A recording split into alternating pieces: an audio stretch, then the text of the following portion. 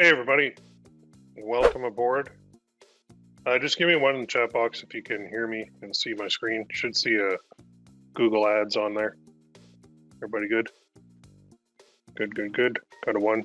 Awesome. And let me know where you're located too. I just want to see, we got some new people, quite a few new people came into the forum, so that's very cool. I think it's due to the Facebook ban here. So we got San Diego, New York, Chile. Wow, nice. Very cool. It's -4 here in Canada, and there's a bunch of snow on the ground. And I had to scrape my windshield this morning in order to drop my kids off at school. But anyway, okay, let's dive in. Yeah, it's Celsius, -4 Celsius. It is cold, but I actually don't mind the cold. I run hot anyway, so it's all good. So today, what we're gonna do is dive in to Google search ads and birthday gifts. I actually created a brand new ad account for this. The cool part about Google is you can have like their version of a business manager, except it's called My Client Center. And you can create multiple ad accounts under My Client Center, and you can move back and forth between them very easily. So they don't frown on you running multiple ad accounts. They actually, I think they prefer it. And for me too, it's awesome because I can start a brand new account, show you how to do everything from scratch, and your screens will look exactly like my screen. So that's a very good thing. So what we need to do first is we got to figure this out, right? So you need an ad account. So you go to google.com/ads, create your ad account. They're going to ask you to actually create a campaign when you open the ad account. But on the bottom of the screen, there's a little link that says switch to expert mode when you're creating your ad account if you don't have one. If you click that, then you'll skip the campaign creation and you'll go right into your actual ad account. So just a little tip there. If you don't see the switch to expert mode thing when you're creating an ad account, or you're not using My Client Center, then just go through and just fill in it with like gibberish. It'll just be a dummy campaign.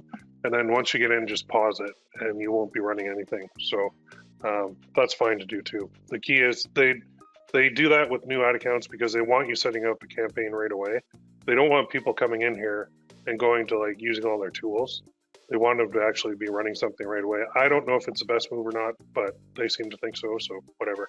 Second thing I wanted to cover right away is this beautiful little button right here, this question mark, help.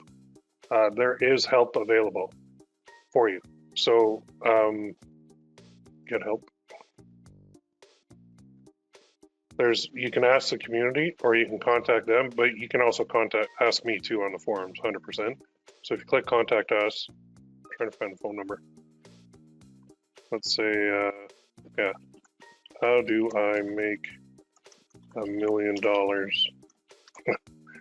There, next step. Other.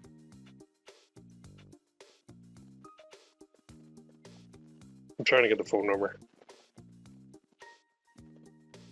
And then you go through this. Anyway, you can get the phone number. Usually it pops right up here. Maybe it's because it's new, but you can actually call them. That's my whole point of this. So when you're doing anything in here or anything, you're wondering about something, if I'm not available or if I haven't responded yet, then you can go here and get help very easily. And you can actually speak to them on the phone. So that's something new, right? We don't really have that at all on on Facebook. So I love this, the help on there. And now when you do call, you're going to get like it's kind of like the low level guy on the phone taking all the calls, but they can escalate your issue to a supervisor who will look into it and get back to you. Like they'll call you back if they can't figure it out, or they'll email you back. The support on here is like, it's beautiful compared to Facebook. Like Facebook is absolute hot garbage for support. Actually, I don't even think they know what the word means. Google is like the exact opposite because they understand that you and me and everybody else pays their bills.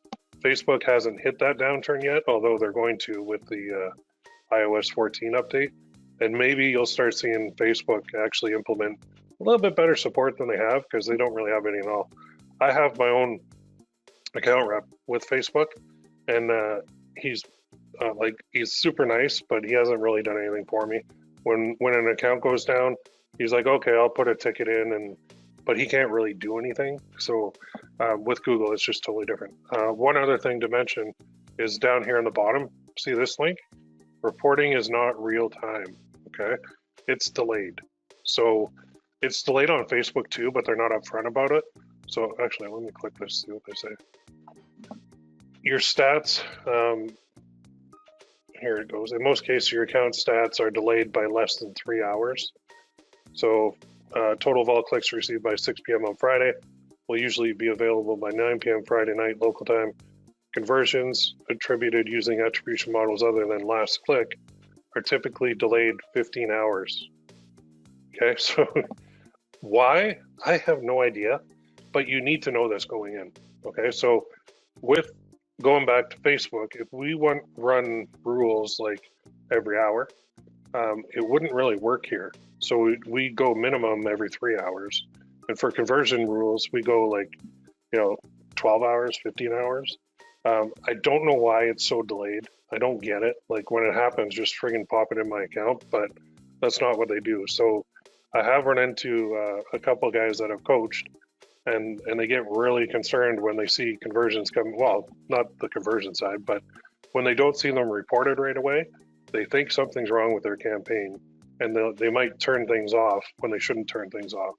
So don't do that. Just know that I've never seen it take 15 hours, but I think they're just covering their butt. So there's a whole thing on there when you can do it. So just know that reporting's not real time. Traffic doesn't start instantly. So I can create a campaign right now. It doesn't mean it's going to start, even though everything on the campaign looks perfect. The ads are approved, everything's ready to go. And you're sitting there refreshing every 10 minutes thinking, what I do wrong, what I do wrong. Don't do that. Because I think what they do, especially with new accounts, is they'll put it into a manual review kind of behind the scenes, but they won't tell you. And then once they review it, then they'll approve the campaign, then the ads will start running. So that can be delayed anywhere from 3 hours to like 24 hours to like 48 hours, honestly. So if you set up a campaign right and nothing's coming in, I mean, it could be the bid, but it could also be that they're just manually reviewing things, so know that. So those are a couple things we just need to be aware of before we dive in here.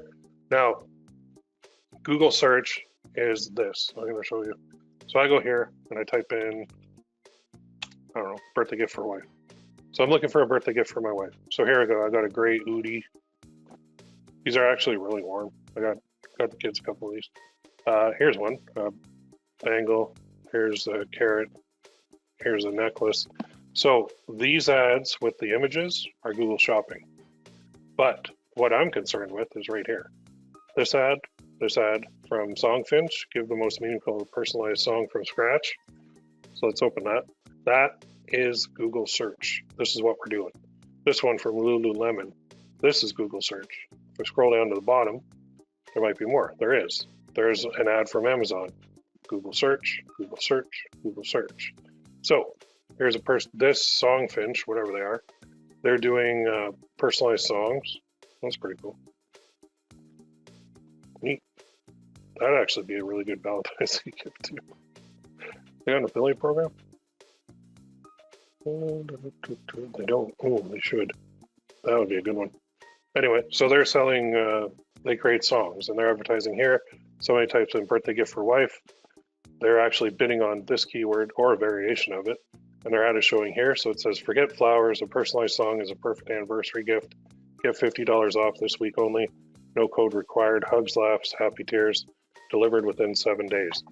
So what I want to do, well, I'll show you how to do this later, but we want to be reading what these things are actually saying, because when we go to do our ad, it's going to be a text ad.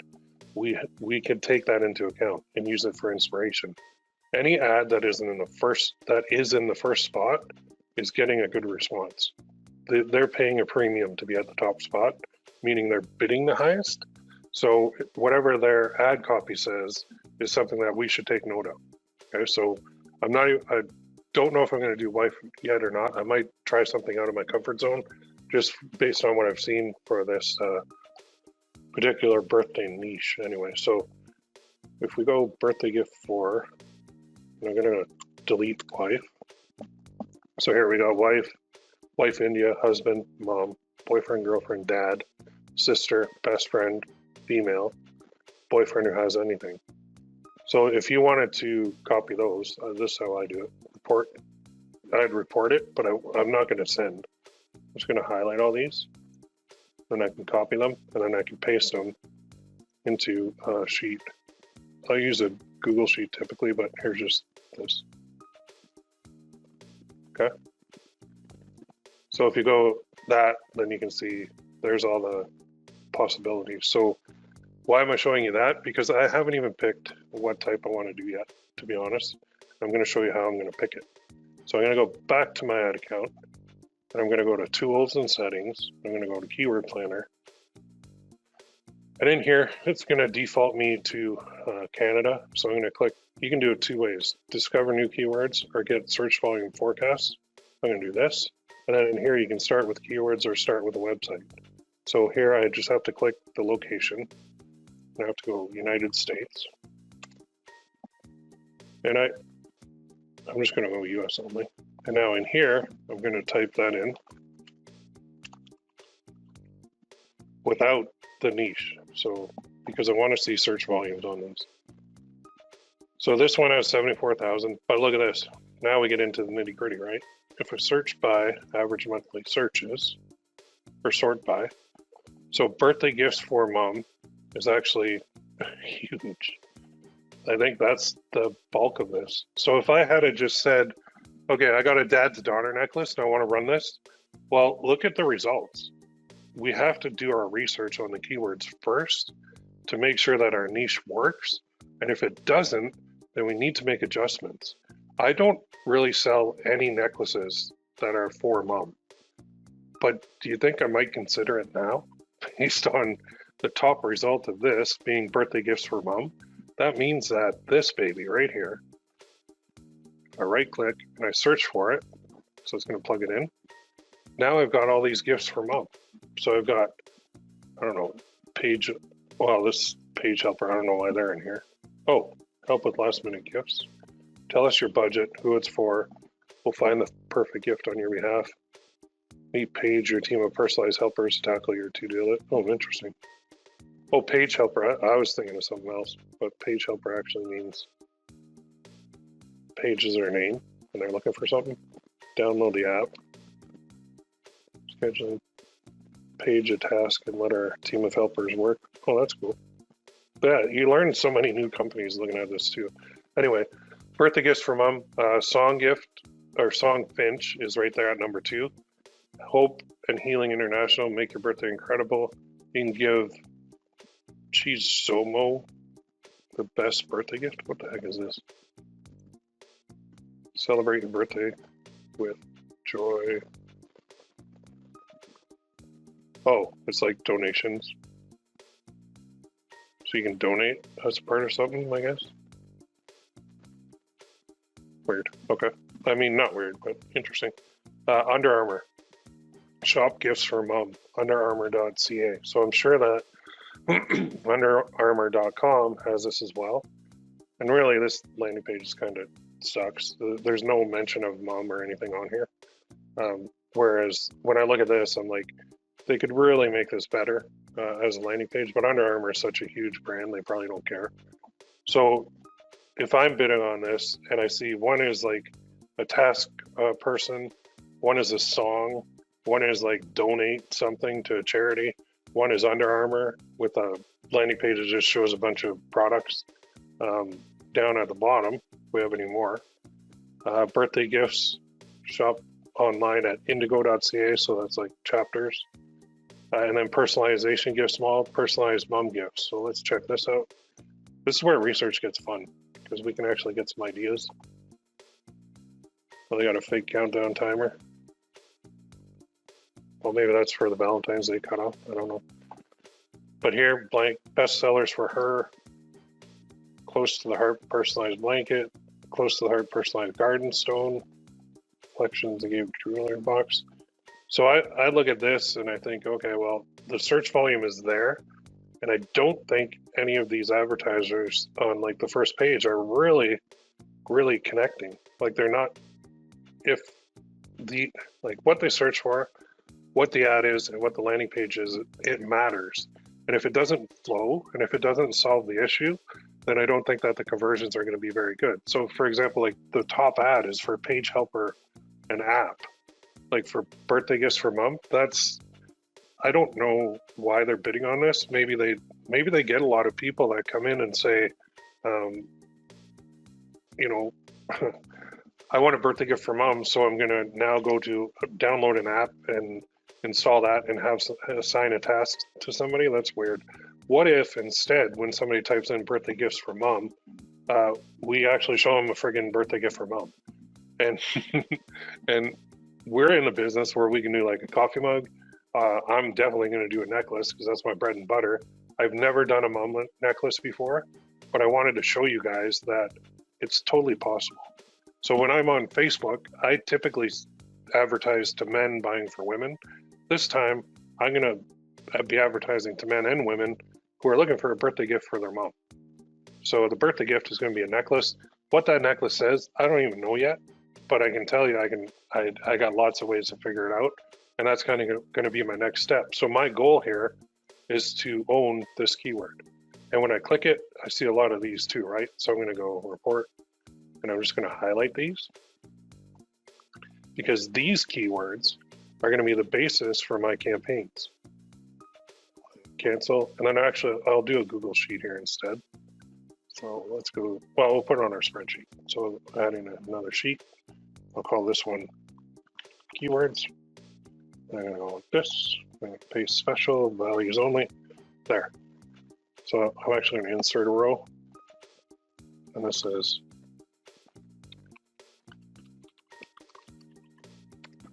so look at that right there. Without even doing any more research, I've got 10 targets for my ads. So if I make a necklace that's for mom, and then somebody goes to Google and they type in birthday gifts for mom, last minute birthday gifts for mom, birthday gifts for mom from daughter. That one I got to make sure I'm targeting females.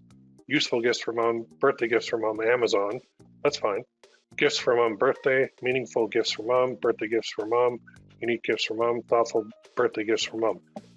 These are my 10 keywords that I'm going to be starting with. And I didn't even plug them into the keyword planner. I'm finding that the best way to find these is to actually use the suggestions. Where am I? There. Use these suggested searches because these are what people are actually typing in. And now if I take this keyword and I do plug it into the keyword planner back here, where'd that go? Right here. So I'll take this and I'll remove that and then I'll paste that in there. So birthday gifts for mom, USA. Let's get the results. And I may see a mix of some of those other ones in there. So here we're getting search volumes now. So birthday gift ideas for mom, birthday gift for mother, birthday gift for mom, daughter to mother gifts, daughter gift from mom. So that one I wouldn't want if it's a mom necklace. But birthday presents for mom, birthday ideas for mom. Look at all of the options I've got here. And what are there? 1,000 keywords. So check this out. I got like 1,000 keywords in here. Some of them are lower volume, but actually once the lower volume ones are something that we can get going and pretty much own it. So if I go here and I want these keyword ideas, I go download and then I can do a CSV file or a Google Sheet. And then I'll just click download. It's going to prepare it. It's going to take a minute because it is Google. And then I'll just open the sheet. So Google Sheets are your friend. They are definitely your friend because now I just downloaded, I think it's 1,001. Let's scroll down. Yeah, like 1,001 because there's some header rows, but it shows the volumes. It shows the competition. I can freeze a row here too. So let's go like this. We'll go view, freeze.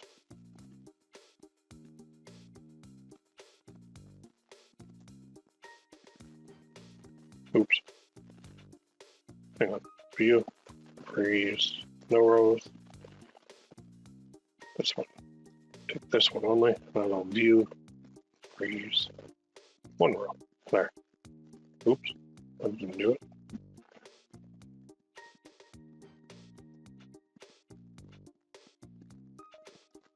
Let's delete this row. I just want my one row here.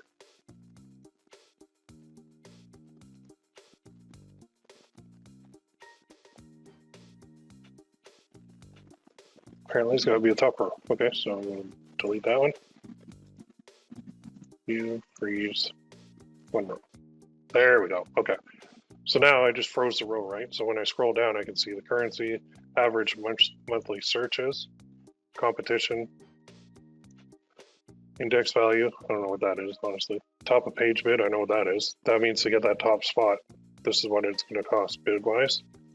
What's this? Top of page bid, high range. Well, that might be low range. Yeah, low range and high range. And then they got impressions and everything. So the key here is we can look at average monthly searches and we could sort it by this column if we wanted. So I just go Control A and then data, sort.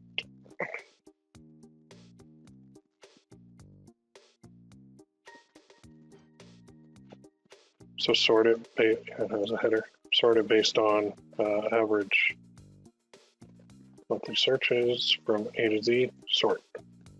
So now, oh, I did it backwards. But anyway, I got like my low volume stuff down here. And then I got my high volume stuff, I guess at the bottom now. And those are, that didn't really sort right either.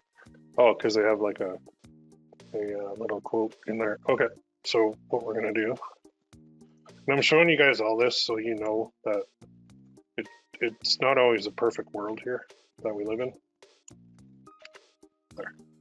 Now if I go edit, I'm just showing you all the tricks that I use because some of this data doesn't make sense. So if I got a single quote, I think I do, and replace it with nothing, I could do that, or I could just turn it into a more format number. And now when I go data, well, select it all again. Control A, data, sort, has a header row, so by monthly searches, sort. There. So now it should do it. Oh, I did it the wrong way. Sort range. I want to go from said A. There we go. Still didn't want to do it, eh, you bugger? Well, anyway, we've got all our data here. We've got it here too. So the key is this. What I've done is I've kind of looked at what people are searching for, and that's where you start with Google search. You don't start with the product. Okay, I didn't start this whole webinar with a product idea in mind. Well, I kind of did, but I cheated a little bit. But I want to go where the searches are. So even though I might like, and I'm not saying that you can't do like birthday gifts for, watch this, daughter. I can do this, and there are some that come up, and I can definitely be on here. And actually, I hope I don't show on here, but I might. Scroll. Oh, not. Oh, because I did USA only. Okay, so I'm in Canada, so my ads are not showing. I am bidding on this, just so you know, birthday gift for daughter. But when I was bidding on this and I was looking at the search volumes of all these things, I was like, man, for mom, and that's a place I want to be, because birthday gift ideas for mom is 9,900 average monthly searches. Birthday gift for mother, 8,100. So those numbers alone make me say, like, I'm very flexible, right? I can do designs and products in any niche I want. So I'm going to go for that. So that's 330 searches per day divided by 24. That's like 13 per hour. Somebody is searching for this keyword on Google in the US. 13 times an hour, almost 14 times an hour. So I need to be in that niche, and I need to be selling stuff, and the volume is there. Now, if I did, let's say birthday gifts for, I don't know, let's take something obscure here. Birthday gifts for adopted daughter. Let's try this. So is this where I want to be? No. You know why? Because nobody's really typing it in. There's no results here. So if I have a weird product, not weird, but just like a sub niche of a sub niche of a sub niche, I'm probably not going to have enough volume to make this work. So for Evergreen, oh wait, here's gifts for adopted daughter. Okay, so yeah, adoption gifts for daughter 50, gifts for adopted daughter 40. So what I wanted to, the whole point of this is, if they're not searching it on Google, and there's really no point in you going after it, because you're not going to get many sales, you're not going to get much traffic, it's not going to be worth your time. Whereas if you go big and broad, especially with like a birthday gift for mom, holy crap, that's awesome, right?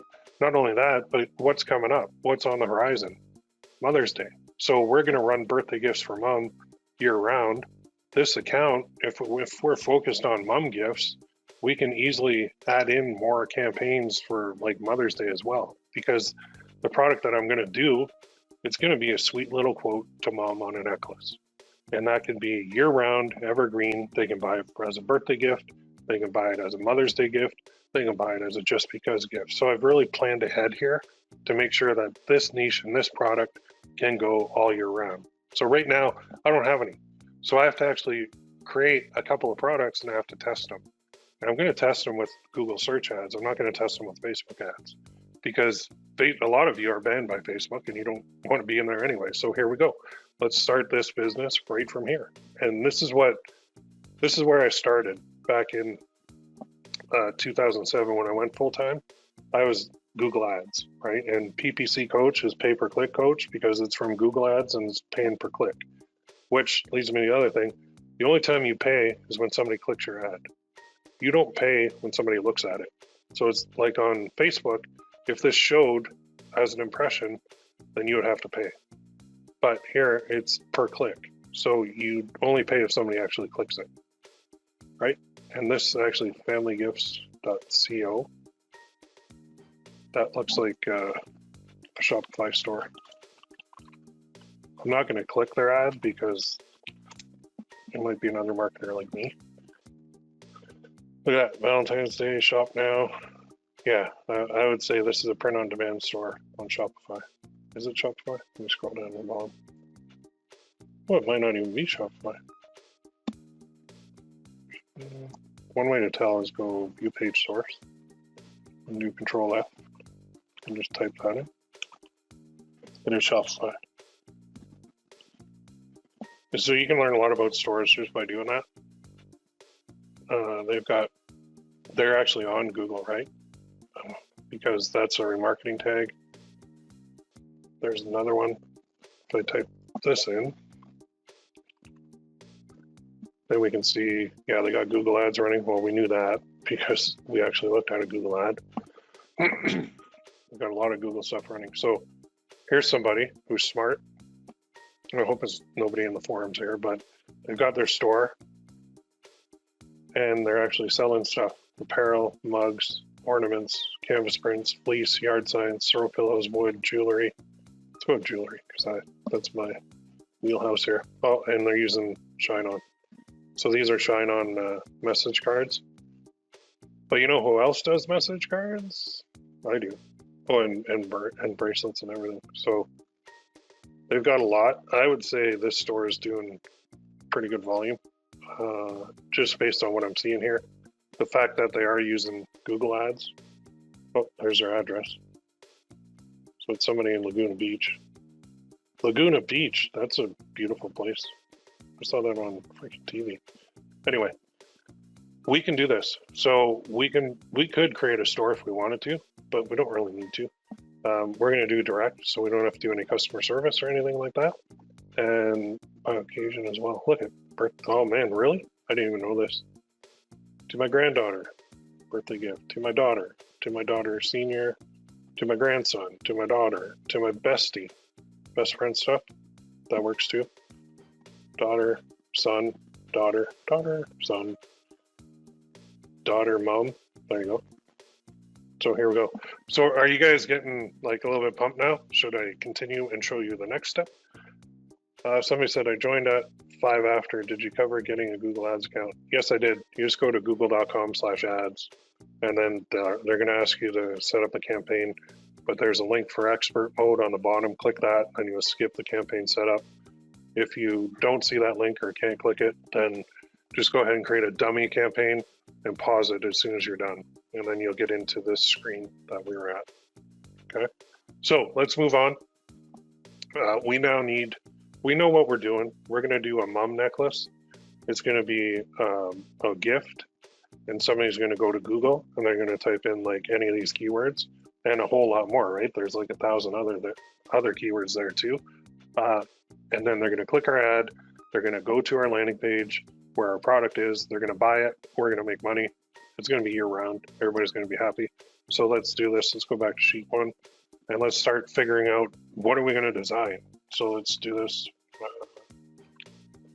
Long necklaces. I'm going to do a necklace 100%. So again, we do the images, URL, quote, URL, notes. I'll do status and notes. So those of you who have been in the site for a little bit of while, you know this is how I do it all the time. There. Okay, so let's go find some stuff. Let's move this to the end. Let's do a new tab and let's type that in. Birthday gifts for a mom. And then let's go to, we go to these places, but I don't really see many necklaces. So it doesn't have to be a birthday gift for mom. It could be a mom necklace. Let's see what comes up here. So here we got a whole bunch of shopping ads on the side. People's Jewelers, personalized, fossil, mom jewelry, mother necklace on Amazon. Holy crap. I think we hit the jackpot here. But here's my favorite, Etsy. Mom necklace on Etsy. So let's see what they got. They got a lot. I may not always be there. Oh, bestseller. I may not always be there with you, but I will always be there for you. So that's mom daughter. That sounds like it's the mom buying it for the daughter. To a new mama. Oh, I didn't even think of that. That's like a sub niche. That's cool. Why does it put me in the UK? I'm not in the UK. Well, yeah, it should be in Canada. Weird. So let's see. Here, I'm not really getting much. So if I go one little trick to my mom, try this just broad. See what comes up. Here's one. Little boy. Okay. This one. It's a bestseller. To my mom.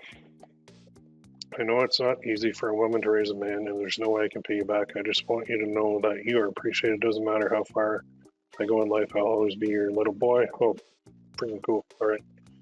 And the other thing on Etsy, reviews for this item and reviews for the shop. 34 reviews, so plug it into my magic formula here. I'm going to assume 5% of people write a review. So if I go 34 divided by 0.05, that means, I don't know, it could be more than 5%. At least 680 of these have sold. Now, I'm not doing this poster or whatever it is. Yeah, it's a poster. I'm not doing a poster. I'm doing a necklace. But what I want to do, what I'm concerned with, is what it says on the poster. That's what I care about. So let's go here. And so I've got this in Snagit. Upgrade how? 50% on Snagit. Nah, I don't care about that. File, save as. And then I'll go D drive, I'll go challenges. And this is number 17. Crazy. 17. So this is Google search and birthday gifts. I'll put it right in here. I'm just going to save this into my folder. And then I'm going to go to my spreadsheet. And I'm just trying to figure out what the heck am I going to put onto a necklace. Image. Wait, insert. Yeah, image and style. Browse. You can drag and drop too. I just typically do it this way. Well, I always do it this way. And then I can resize it because it's super small.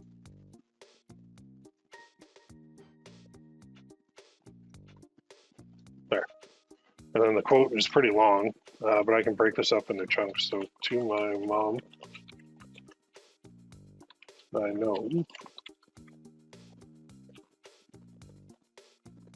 Actually, I'm going to type this out like this. I know it's not easy. for a woman to raise a man,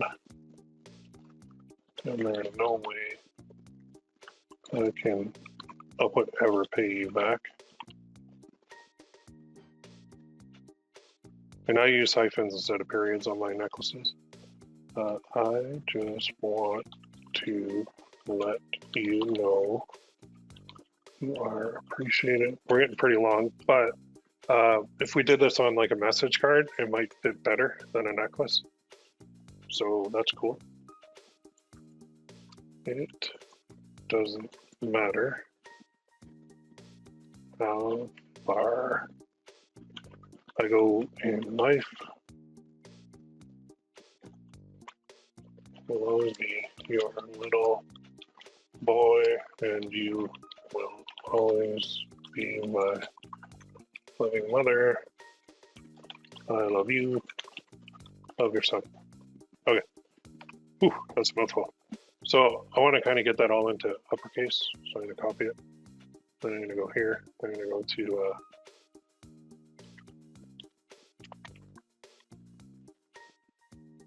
capitalize generator. Can't remember what I typed here. There's a bunch of ways to do this, but there, capitalize my title. Come on.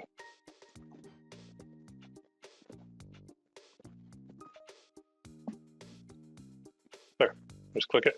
Super easy. Then I didn't have to capitalize everything. Then I can go here and paste. See, I just turned it into capitalize. Little shortcut for you guys. So let's go here. Let's take this URL. Let's plug it into our sheet just so we have it for reference. Status is pending. And under notes, I'm going to do this. We can make this a necklace or a message card. I'm thinking message card for this would be a good one because it is so long, but we could chop it up into multiple things too. So I'm not going to copy this guy or this girl, whoever it is, but I'm just using what they did as inspiration for what I'm going to do. So I'm not going to make a carbon copy of their poster and do that. I'm not even going to use their designs or anything. I'm going to just take, I know this is selling, and I can put that over here too. So I would say approximately 680 sales on Etsy. That means the quote is working. So I don't even have to do the exact same quote, which I'm not going to. I'll mix it up a little bit. So I'll reword a little, like make some slight changes. So I'm not doing a carbon copy of this person, because once you get carbon copied, it's not fun. All right, let's go back here. So we'll leave that open. There's probably other capitalized things too, and there's ways to do it with, I think Google Docs can do it. I think Notepad can do it, but I just found that way it was very simple. So let's look for more bestsellers. So these are ads, I think, with ads. But this is saying bestseller. So let's open that in a new tab. Can't even read it, but my mom, ears that truly listen, arms that always hold, love that's never ending, and a heart that's made of gold. That's cute. So it's got like 10 reviews. Order this for my wee mammy, and it's wee mammy. What the? Who? Okay. Interesting. Ah, so it's a little frame. That's cool. So that's more, I mean, we're not going to do a picture frame either, but interesting quote. So we can take that, put it into our sheet for inspiration. And we're going to go, there's my sheet. So let's insert this one. Insert image of cell, browse. This one, open. And then I'll just do pretty much the same thing. So let me freeze this. So right click, view, freeze, one row, there we go. Now I can do my images down here. Just go down one row. Rid of that one. Didn't want to do it. Okay, fine. There, now we'll.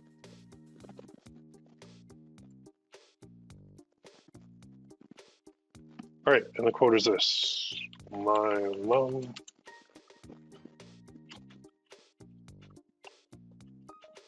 Again, this sounds like somebody wrote a poem, so we might want to change this up.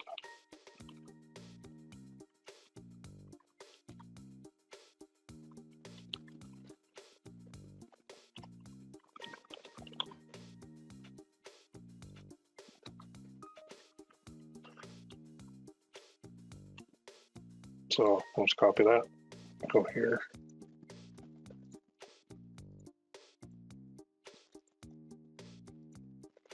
Go back.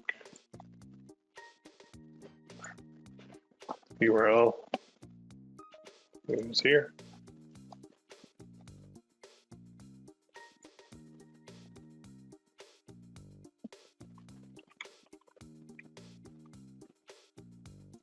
I think it's sending me to the UK. That's weird. Okay, so there's another one. So now let's go back here. I want to find more something that's up my alley, but it also doesn't matter because if I got all these bestsellers on their cards, then what can I do with a card but take it and slap it on a necklace? So let's look at this one. Yeah, I am in the UK. Why am I in the UK?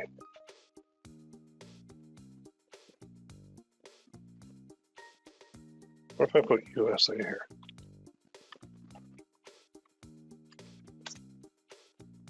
Really?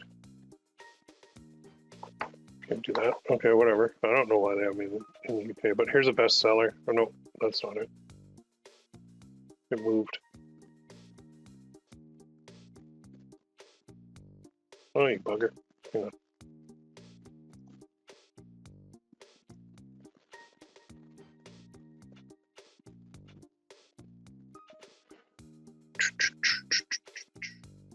That's a birthday card. Where'd it go? I just saw the thing.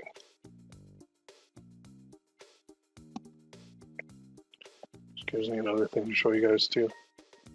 All right, well, here's a card. There's a card.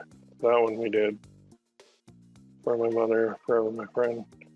Was it this one? No, it had a whole bunch of, it was this one, here it is. So when you find a card, you've loved me for as long as I've lived, but I've loved you my whole life. Holy crap.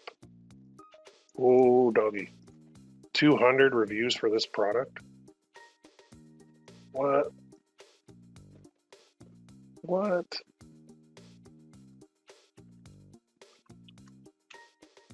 $4,000 sales. Okay, so the product itself is dirt cheap. That's probably why it's got so many. But it's the message on the product that I'm more interested in, because this has a ton of potential, and obviously people are buying it because they like it. So let's go like this. And this is the last one I'll do, but I want you guys like to fill up a sheet. I would say 10 to 50 of these, because I'm actually going to order one here too, right on the call.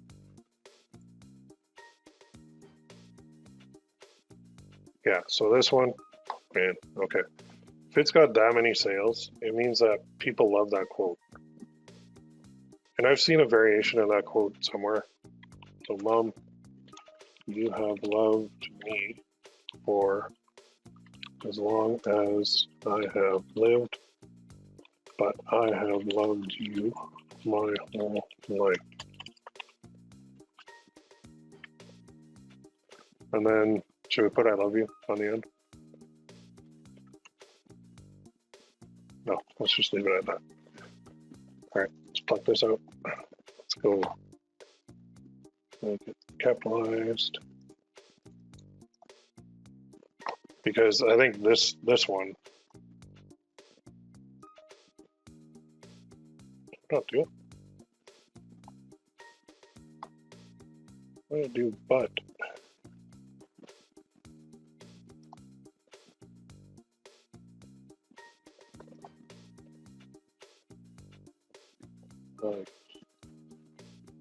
Well, that didn't capitalize. Oh, that sucks.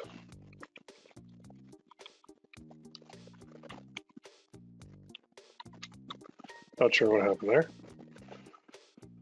You've loved me for as long as I have lived, but I have loved you for my whole life. And you know what? I'm going to do this.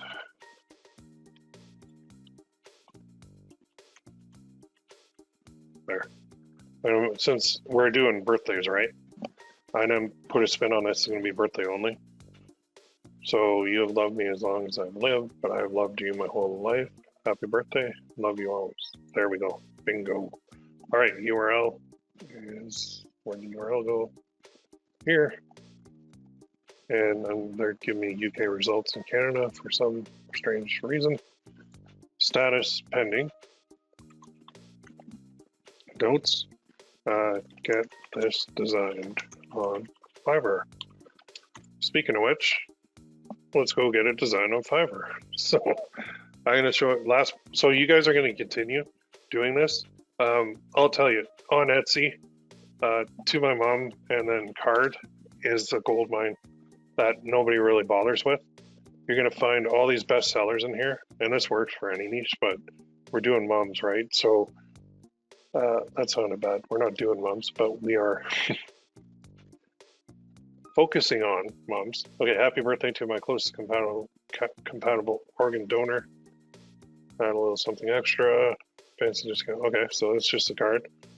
200 of those sold. Now these are cheap, but remember, we're just looking for the quote. So if you find cards that are best sellers to mom, or whatever niche you want to do, you don't have to do the same as me, but that works. So then we can translate those into necklaces, and the way that we do that is we go here to Fiverr, and we start looking. So I'm going to do Gearbubble because I like them. You can do whatever you want. Search. We're going to find all these designers, a whole bunch of them. Oh, she raised her prices. So they. Cool. Good for them. Actually, I think I used them before. So we can sort these two. If you're like, well, which one do I do? You can sort by best selling. Well, this guy's picking up speed here. Mr. Gum. Maybe I'll give him a shot. Here's another one. 36, 23, 163. You know what? If I sort by best sellers and this guy comes up first, let's check it out. Or girl. Guy or girl. Yeah, these are cool. I like this style. Oh, you bugger. Look familiar? 3 days ago. That's mine, you asshole.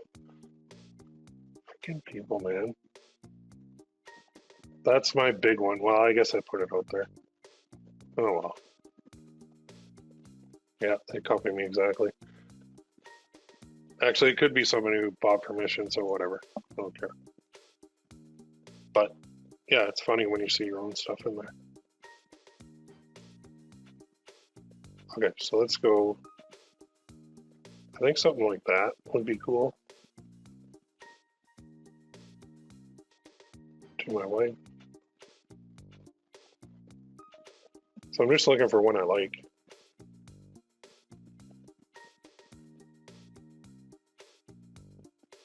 Okay, I'm going to give him a little freedom here. So I'm going to buy this. Continue. I'm just buying one, but you can buy multiple. And actually, you're going to have to test multiple anyway to find a winner. But I'm just buying one for now, just on this training. But usually I'll buy them in 5 packs because it actually gets you, like, it costs less per design to do it. Oh, you just used them. Okay. Somebody's saying they used them. Awesome. Describe. Seller needs information. Can you describe me your information? Well, I'm 6'5". I like long walks on the beach. Oh, okay, about the necklace. You need to make a promise to research carefully and contact you if you have any questions. Okay, well, there you go, bud. Copy. So, I need a Gearbubble heart-shaped silver necklace done up with the following quote on it.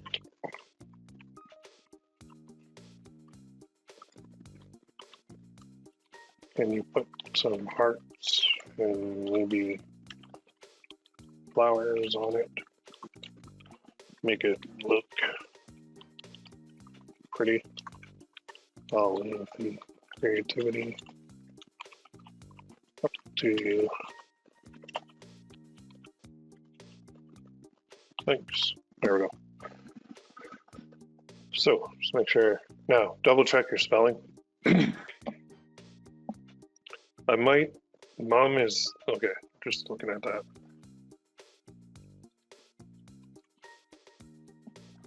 There. I just changed that. Mom is something that a lot of people call their mom. Like I call my mom Ma instead of mom. So for me, I would do Ma. Just mainly because it bugs her, and I spell it M-A whenever I write out cards too. But I think to my dear mom would be a little bit more generic and would cover a little bit more people. Now you could say, okay, well if that's selling well, then I'm going to do one that says mom, M-E-W. Then I'm going to try one that says ma, like M-A or M-A-W or whatever they call them, right? Or to my dear mother, you could put that on there too. But I just want to test this one. If this one works, then I can buy the PSD file and I can change that one word. I can actually change any word. So I can do more designs with my one file. So I just need to find one that works, and then I can use the design. I can buy the PSD, I can switch out the text, and I can do more quotes down the road. So if you're thinking, man, Will, you're paying like 13 bucks and 44 cents here, well, plus the fees from Fiverr, that's crazy, I can't afford that.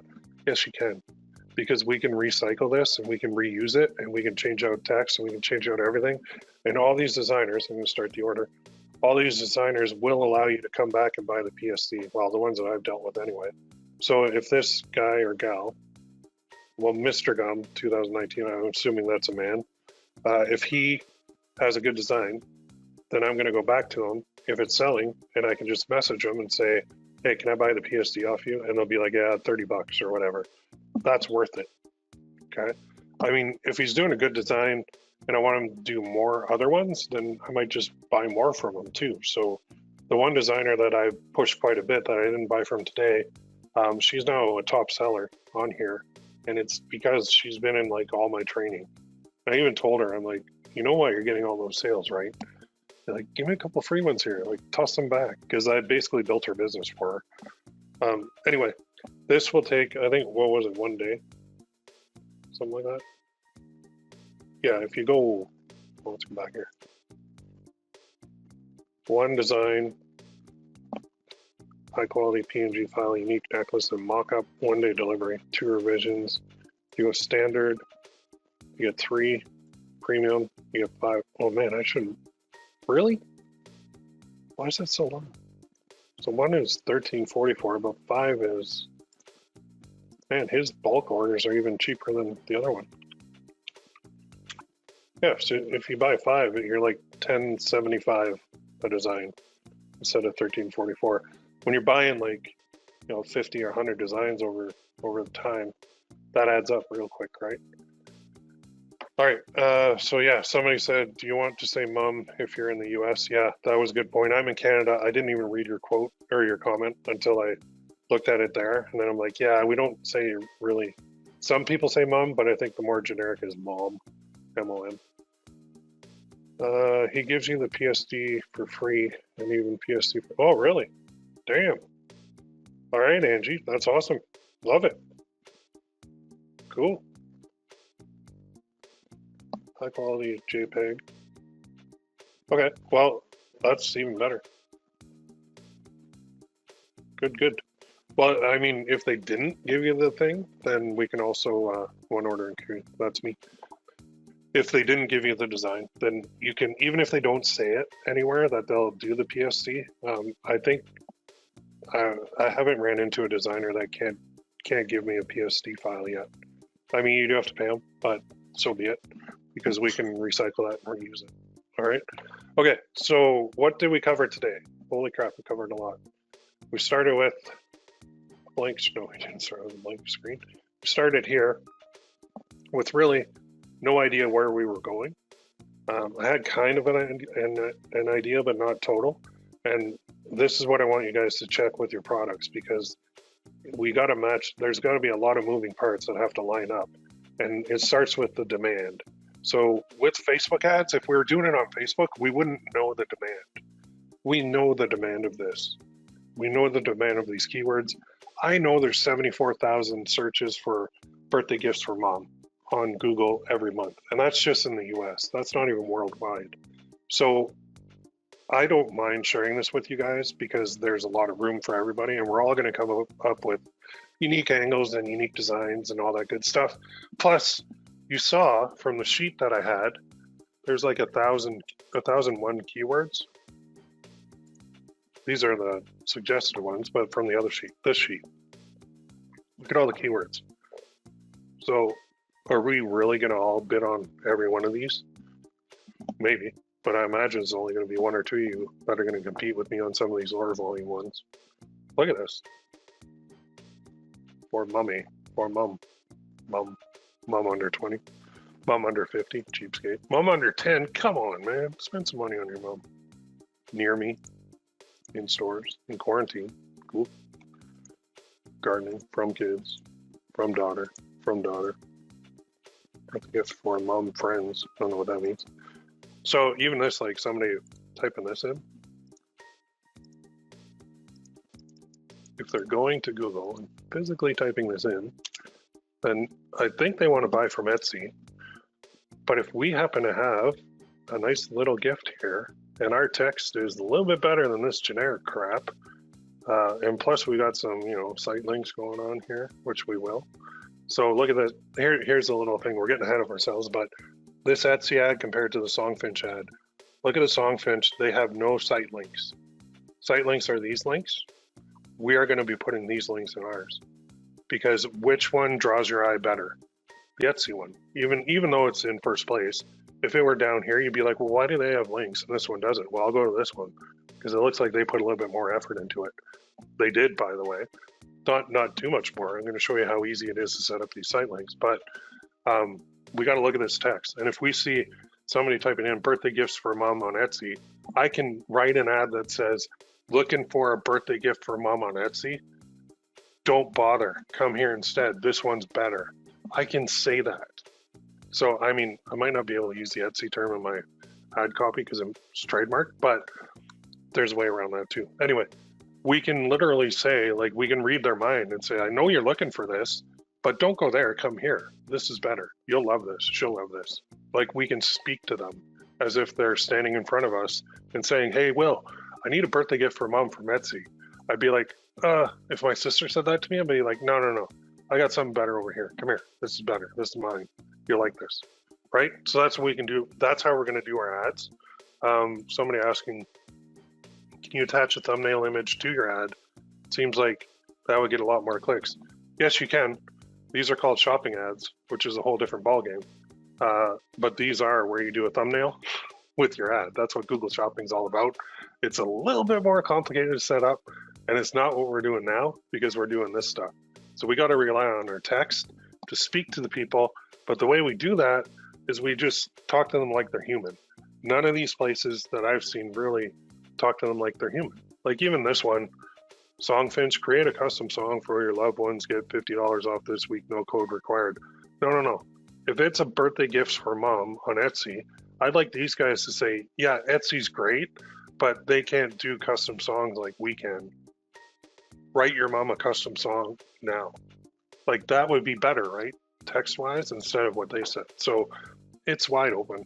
There's no print on demand guys. There's very few dropship guys. Like we found one store here. This guy's ahead of the curve, whoever it is, because they're actually on Google. And maybe they got banned from Facebook. Maybe they had no choice, but it's wide open. And as you can see, there's so much volume that all we have to do is find a product they like to match that volume. And then we got stuff going year round. And then for this particular one, Mother's Day hits. And if we have a whole bunch of Mother's Day mother traffic, we can easily shift to Mother's Day with that. So anyway, I'm pumped. I can't wait. Once I get this in, at the next training, I'm going to show you how to upload it. And I'm going to show you how to create your first campaign. So we don't really need anything else beside the Google ad account. I'm going to be using Gearbubble. You can use whatever you want, but if you want to follow along exactly, then you can use Gearbubble with me too. All right. If you have any more questions, you know where to post them? Right in this baby. The forums, right here. You know, I'm going to post the replay right here. So instead of saying session 1, it's going to be a link to the replay, which is going to be in here. In this forum section, it'll be a new post. So you can post questions right below it and interact. And let's go ahead. And I'm interested to see what you guys come up with. If you follow me exactly, that's cool. If you guys veer off into your own niche, you're not going to be competing as much with me or everybody else who's basically going to copy me. So if I gave you any advice, I would say veer off into another sub niche. But I don't mind if you stick with the mom stuff with me. Okay. All right. Let's do this. Let's kick some butt. One more question. Any update on the Shine On custom domain? I'm still trying to decide if I should use them. I don't have any updates yet. I think it's still in the works. They were beta testing it. I'm not a beta tester for them anymore, so I don't know. I'm gonna go with what I know and what I love and what puts money on, in my bank account the most, which is Gearbubble for me. So maybe once I get that sorted out, fine. But the update that Facebook is dealing with Apple, it's not affecting what we're doing with Google. So I personally think Apple and Facebook just have a beef, and they're unfortunately all the advertisers are going to suffer because of it. But I think Apple is trying to really take away Facebook's revenue as much as they can. I don't know, maybe Zuckerberg hit on Tim Cook's wife at a party. I don't know. Beats me. Anyway, if you have any questions, post them in here. We'll see you on the next training, and keep me posted too. If you launch one and you have success, let me know. If you launch one and it's not working, post it in the forum so I can help you. That's where you can get the help. All right. Everybody have a great day, and we will talk to you soon.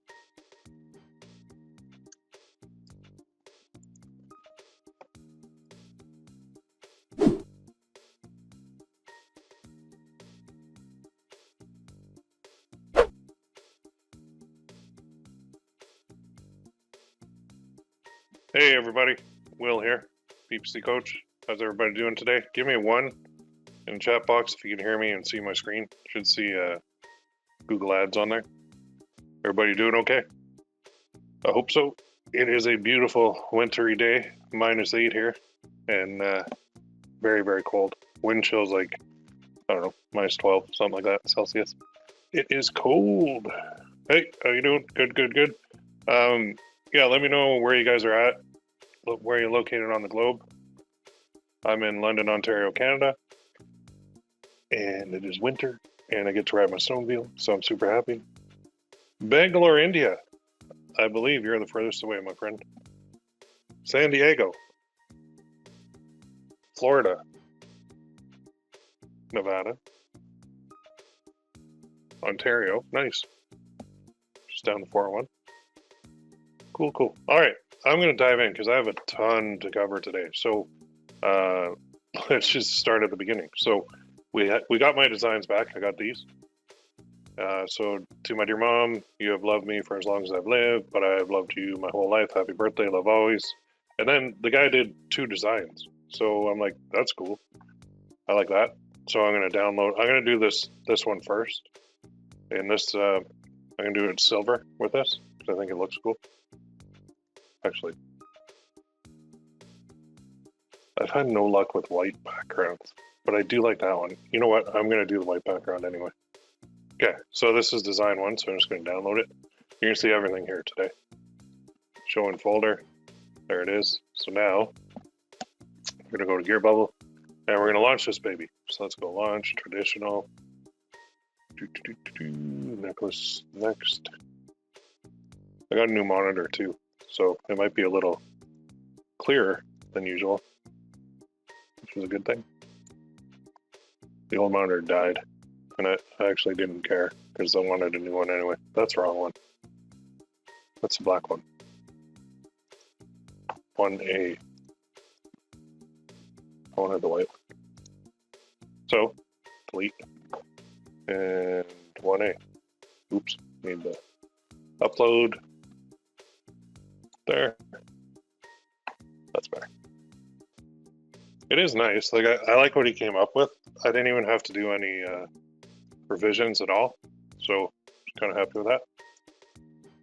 And the cool part, so somebody was asking too in the forums, like, how do I can't possibly buy all these designs because it's going to cost me a fortune and, you know, I'm on a budget. So I said, you find a design you like, get the PSD file, and then you can create your own.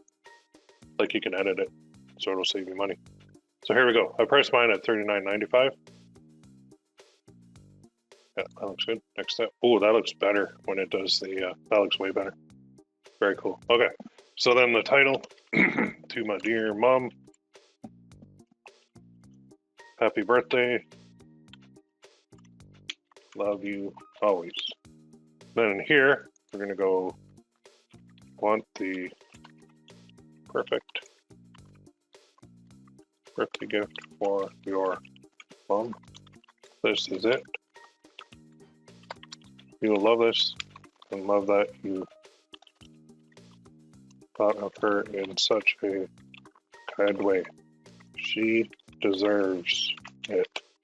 Get her one now. There we go. Category, I don't really care, but you can put family if you wanted. You can tag it, but I'm gonna be hiding this from the search network on Gearbubble anyway, because I don't want people copying me. Although I guess you guys have seen it, so you could easily. 1 day and then 10 p.m. And again, if you have any questions along the way, let me know. So we'll go DMOM, no, DMOM. I'm gonna try something here. That's taken. I got that one. Happy birthday, mom. Cool. So click on that and then launch.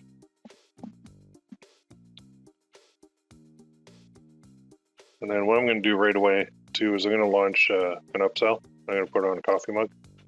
I might coffee mug or travel mug. I don't know. So click launch a new campaign right after that. And they have these tumblers and travel mugs and wine glass and camper mugs. I'm actually going to do a camper mug because those are pretty cool. And I'm going to upload the same design. Boop, like that. And there we go. There. And then I'm going to price this at like $24.95 because I'm going to give it a discount on the upsell. I'm going to duplicate the image on the back. Next step. And in here, I'm going to go to my dear mom. Happy birthday. That's it. I'm not filling in description category tags on this just because I'm not really marketing this. It's just an upsell. So I don't really need it. So I'll go happy birthday mom mug. There. And then agree and then launch. So I've launched 2. Now I need to go to my Google Ads campaign and I have to create a conversion pixel so that I can track all this good stuff. Let's go to your Google Ads account, go to tools and settings, conversions. We're going to create one, hit the plus sign. It's going to be website and it's going to be a purchase. This will be purchase of, just grab the title right from your campaign. So let's go. Oh, no, that's not what I wanted.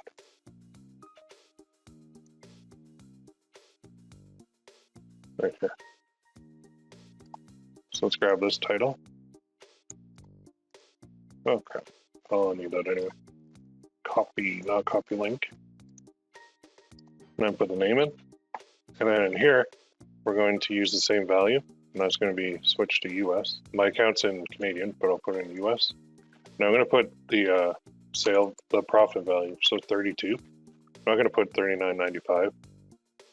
Although I could, but this gives me this when it optimizes, it's a little bit better because it's subtracting the base cost. So it's $39.95, and my profit per sale is about 32. And we're under here under count, we're going to do 1, and under here we're going to do, we'll leave it on 30-day, 1 day view through, including conversions, yes, and we'll do last click. So let's click do create and continue. And here's what we need. So we need to install the tag ourselves. So we need this part. So copy that, go back to Gearbubble, go to settings, and open this in a new tab. And then under here, we're going to go to tracking pixels. And then I'm going to put it in 2 spots. So I'm going to go here. I'm going to put it there for remarketing because that's my my main tag. And I'm going to click update. Then I'm also going to put it here because the checkout is actually a different page than, like, the payment processor is a different page than Gearbubble. So I'm going to put that there, and then I'm going to go back here. I'm going to scroll down and get not only the global site tag, but the event snippet goes in the second box. So, I mean, technically you could put just this part of the code into the Google part, but I don't do that. I don't know why, just out of habit. So I click update. So if we go back to Google, right here they have the conversion pixel, Google conversion pixel. You could put it here. You could also track with Google Analytics if you wanted. That's possible. So you would put in your analytics ID, go into Google Analytics, create a goal, and then import that goal into your Google Ads account. So it's a much more multi-step process. So this way we're just tracking direct. So now for remarketing, we can actually track people who viewed the page. And then for the actual sale, it's right here under third-party conversion snippet. And this third-party conversion snippet, that can work for any ads, like any platform. So it's very cool. All right, so we've got that done. Now let's go to upsell while we're in here. And we'll just attach that mug. So let's go no, I'll go yes, select, then I'll go down here. Discount, I'm gonna put it at 25% off. Click update. Then when I scroll up, you'll see it's updated. Now go to other, go to general, and right here, allow campaigns to be searchable in the Gearbubble network, turn that off. Now you might be thinking, why the heck would you turn that off? Well, for this reason. You go, I'll just go incognito. People go here and they go to shop and they go to top sellers all the time. And they look at all these and then they copy them, right? Or they'll go, watch this, they'll go shop new releases. And then they'll look at all these and they'll see, oh man, this one, I love you more. The end, I win. 856 sold. Oh yeah, I'm going to do that exactly. So why, like, don't do that. Whenever the copycats see all these numbers, they copy it right away. So you want to hide your stuff from this page because this page is honestly viewed more by Gearbubble sellers than anybody else. So I don't want my stuff showing up on here, and that saves, it just makes the copycat's job a little bit more difficult, which is what I want to do. So turn that off. By default, make available for affiliates. Mine is off. So if yours is on, just turn it off. And then this one is ready to go now, but I need to go to the other one, to the upsell, and I'll go to settings. And then here, I'm going to do the same thing. So I'm not putting tracking pixels on the upsell because I don't want it to fire twice and screw up my stats. I'm just going to do, oh, not customer music, back, other, general. I'm going to turn that off in here too. Update. Because I don't want those little copycat goofballs looking at all my stuff all the time. So there we go. That gets rid of them. So I really just need this URL now. And we're actually, oh, go back to your ad account, click next, done. So we've got our pixel created. So the second thing that we're going to want to do is we can either create the campaign now or we can create some audiences. So let's do the audiences first, because these will build over time. So go tools and settings, audience manager. And what I want to create, set up a source. Oh, remarketing, no, custom. Oh, sorry, set up a source. Yeah, set up a source and then Google Ads tag, set up tag. Only click general, that's fine. And save and continue, that's all I need. Install the tag yourself. Now, this global site tag is identical to the one that I already put into Gearbubble. So I just click continue, done. Since I did the conversion pixel first, I don't have to repeat that. So now when I go to audience lists, I can, for remarketing, I can hit plus and I'm going to do website visitors first. And this audience name is going to be named this. So I want to create a list of people who viewed this page. So I'm going to go page view, that. And it's visitors of a page, and they have to match any rule. And the rule is going to be, I'll grab that URL slug. The page URL contains this. That's it. So it doesn't have any members, no, because I just launched a freaking thing. Now pre-fill options, you can pre-fill the list with people who match the rules within the past 30 days, or start with an empty list. I just leave that on default. Duration, here's where I crank this up to 540 days. Although after that amount of time, they're a pretty cool prospect, but still. And then add audience description, we don't need it, so I'm gonna create that. So now when I do when I want to retarget just this necklace, I can use this list. So this will build as I start sending traffic to it, but I'm also going to create another list. So I'm going to go plus, I'm going to go to website visitors, and this time I'm going to do purchase. Oops, I'm going to grab that whole title again, copy here, paste.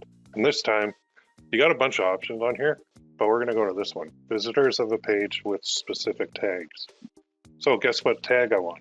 I want the purchase tag because they're buyers. So that's what I do. And then I'm going to go create audience. So what I just created is two lists, one for buyers and one for viewers. So these people viewed it, these people bought it. The people on here on this list could also be on this list because they could have viewed it and bought it. But having this purchase list, this is your buyer list, this means I can exclude these people from my ads, from seeing more of my ads.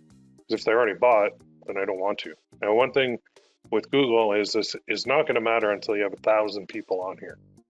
They won't even look at this list until there's 1,000 on it. So, I mean, for brand new guys starting out, you might be thinking, oh crap, I'll never get to 1,000. Well, you will. You will eventually. So we've got that ready to go. So now let's actually create our campaign. After we grab some keywords here first. So I think we went through a couple of keyword ideas and we looked at a couple ways to get them. So let's go to tools and settings, keyword planner, and we'll go discover new. And in here, I'm going to put the country as United States as well because the search volume is a lot higher there. Save. And now in here, I'm going to put birthday gift for mom and then get results. So you can see I've got a bunch, like the freaking search volume on here is insane. Birthday gift for mom, 10K to 100K a month. What the heck is going on? Why is it so high? It wasn't this high last time. Wow. Nuts. Look at all these awesome keywords though. So the first thing I'm going to do is scan through the list, and I'm going to try and find anything that I do not want my ad to show for. And this will be a negative keyword. So far I don't really, everything actually looks pretty good here. Yeah, there's a ton of traffic. This niche alone, you can make a living for the rest of your life. Like, look at all the people who are looking for gifts for their mom. Tons. Tons and tons and tons. Just an insane amount. Love it. Wow. Okay, so I'm going to start at the top. I'm going to do birthday gift for mom. And what I'm going to do is actually go here. Should have created another one. Another window. So I need a new window here. So I'm just going to go open a new tab. And I'm going to go back. This will bring me to my main page. So I've got my keyword ideas here.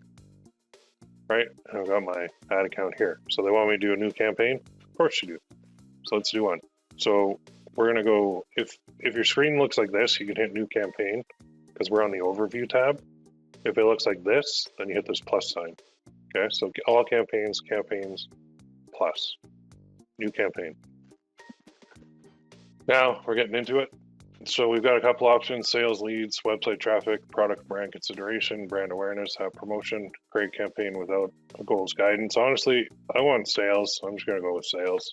And I'm going to do search. Then I'm going to do website visits. And here's where I need my URL. Copy. And I'm going to go here and paste it.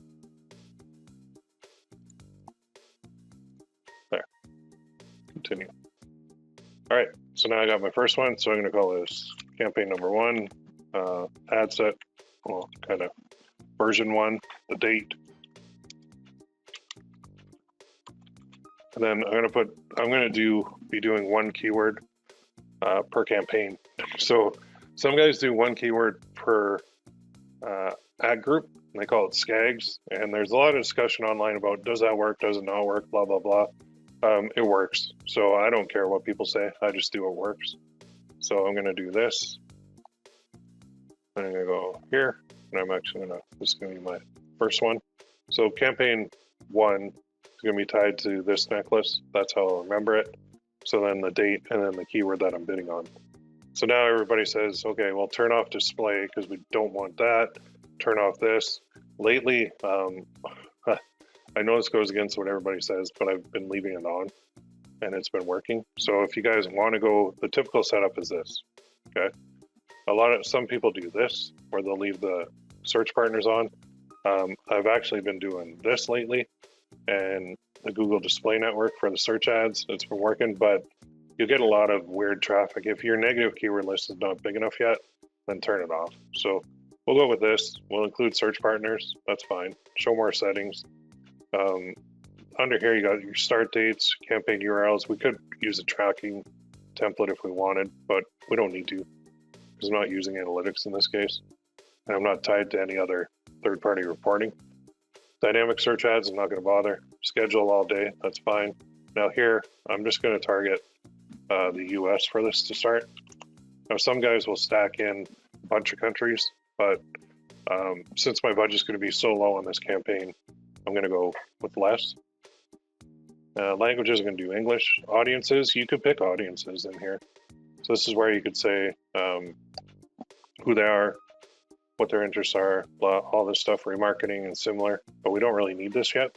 This will be kind of when we set up our remarketing campaigns. Budget, I'm going to do something weird. You guys are going to freak out. You're going to be like, there's no way you're going to get traffic at $3. Yeah, I am. And if I don't, I'll just raise the budget. But the way that I'm structuring my search campaigns is I'm going super low budget, like mini budgets, and I'm doing a lot of campaigns. And that way, once I find one that works, then I can increase the budget on that campaign to get more volume. But right now, my account has no data at all. So I want Google to be very, very, very strict on who they show my ad to. So in here, I've got a couple options. I got conversions, conversion value, other, clicks, impression share.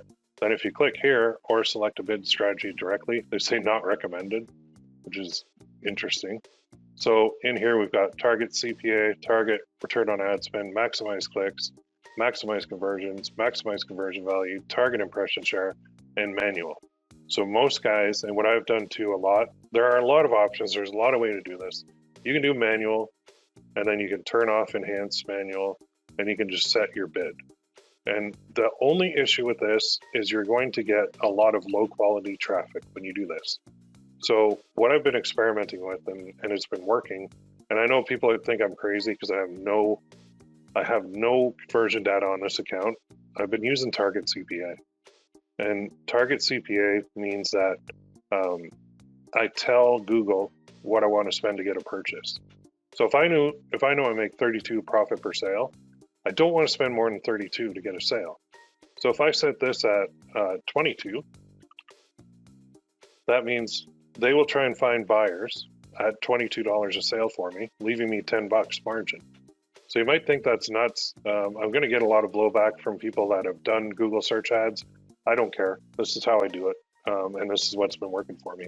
I spend a lot of time experimenting, and I don't question what my results are. I just go with it. Now here, conversions. We only have one, so it's going to auto default to this one. If you have more than one, it'll go to a different one. You can select which one you want, but so we'll use account level because we only have one anyway. Ad rotation. This is where you can let them show the best performing. Some guys do this and they just cut the ads themselves. I don't care. I'm just going to leave it on default.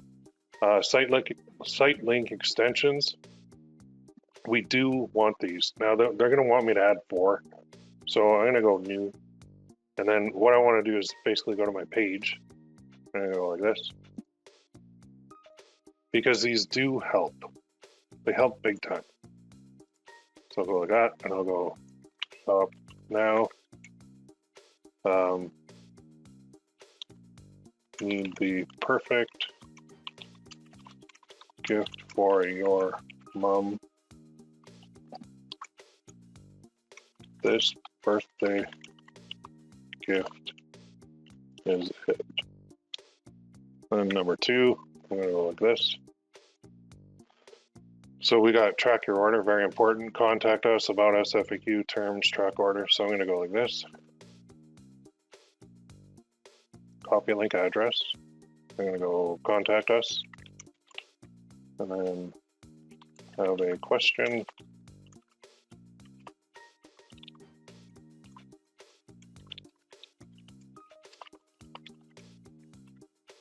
Final URL is going to be this. And then number 3 is about us or FAQ. I'll do FAQ. No, yes, I'll do FAQ. Copy link address.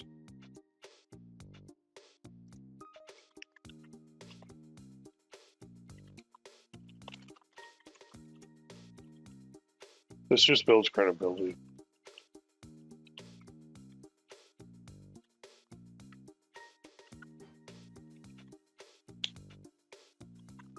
And then finally track your order. This is the big one because then they know you're legit.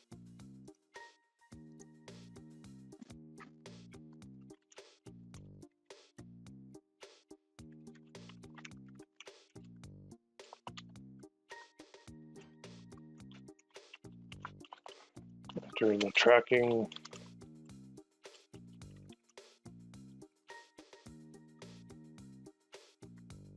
There. So now on my text ad, these 4 site links are going to show, and I'll give you an example here. So if I go to Google and I type in birthday gift for mom. So you'll see, like Lululemon, they don't have site links. Songfinch, no site links. That's bad. If I have the links here, they'll show right below, and it just gives me more real estate. It makes my ad stand out more. Now look at this. Chapters has site links. That's what we're doing here. They even have their address, but these site links are awesome. So you can look at birthday gift for mom on Amazon, site link, site link, site link, site link. So if you get your site links, it actually looks better, and the eye might be drawn to it more so than if you don't. That's why we're doing it. All right, so I got my site links. I click save and continue.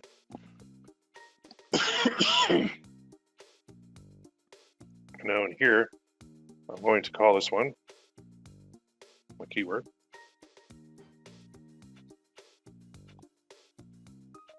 And that's going to go ad group name, yeah, keyword, enter it. Now I can enter these as broad, phrase, or exact. I could also do this, plus, plus, plus, plus. This is called broad match modified. The only problem with this one is they're getting rid of it. So I'm not even going to teach it, even though it's something I've used quite a bit. They're replacing it with this, phrase match. So what I'm going to use for these, because the volume is so high, all of my keywords are going to be phrase match. I'm not even going to put the exact match in here. Phrase match will cover everything and more. So if it says like red birthday gift for mom, it'll cover it.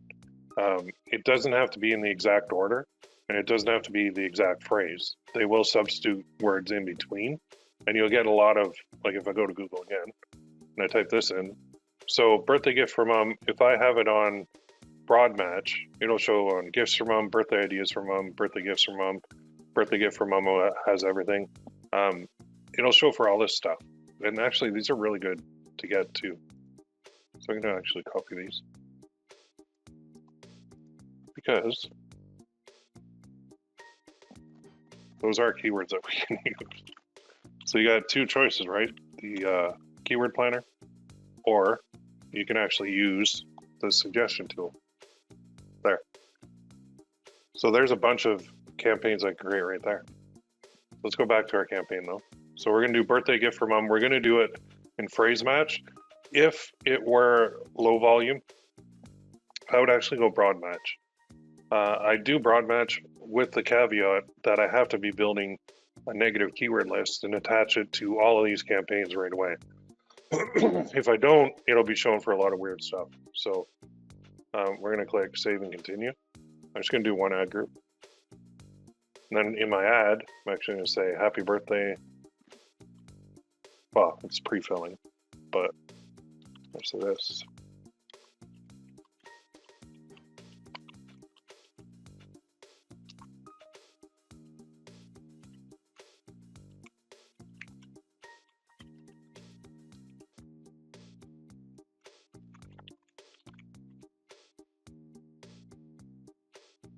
You'll love it. And then here's a cool thing. Under the path, I can put mom gift.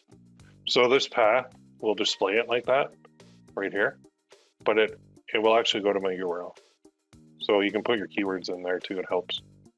Will help you find the words you're looking for on one of our lovely codes. No. So we'll say want the perfect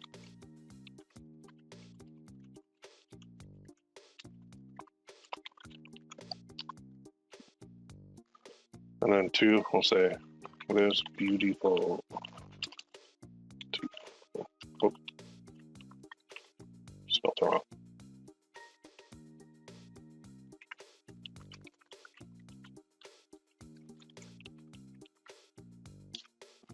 Okay, and then I'm gonna click done and create next ad.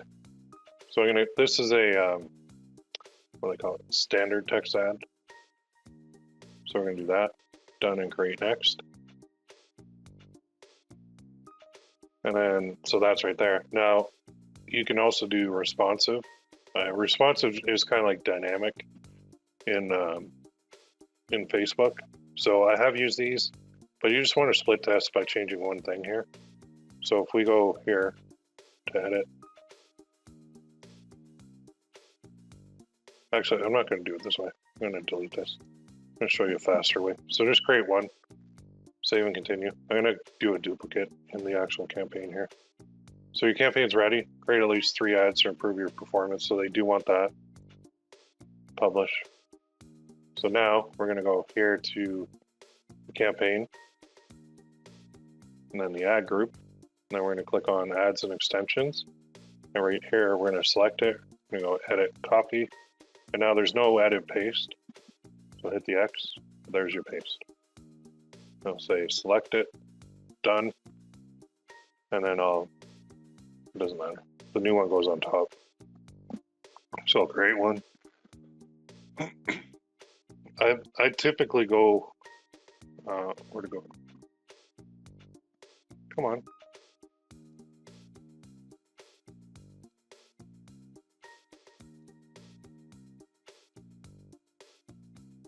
What is doing here? Oh, here. Yeah, crap, I forgot. Okay, you'll get this. It's actually a good thing you guys saw this. So you go paste this. Sorry, it's this one. If the ad already exists, create a duplicate. Duh. My bad. I don't know why they do that for this. And if you're in like YouTube ads, they don't care. There we go. Now I got the dupe. So now I hit the pencil, edit, and all I'm going to do is change one thing. If you change everything, then you won't know which one worked best. So I need this.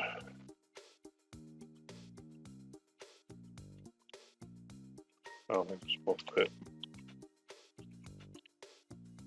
Oh, there we go. So all I did was put need a birthday gift for mom. That's all I did, the one change. So now I got 2 ads in there.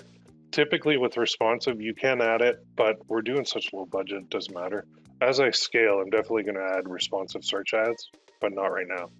So this campaign is ready to go. It's tiny. It's a tiny little micro campaign at like $3 a day with target CPA, which you guys might think is nuts, but it's not. So we're going to do that. Now, I am going to just create something else here before I do a duplicate of this. So I'm going to go tools and settings, negative keyword list, plus I'm going to create one. This is going to be called, let's see, mom birthday necklace. So these are words I do not want my ad to show for, like hate. You could put like, some people put Amazon, stuff like that. I don't. And some people put a plus sign in front of these, but it's going away. So the way to find your negatives is use the keyword planner. And also, so if I go here, I just want to see if I can find anything.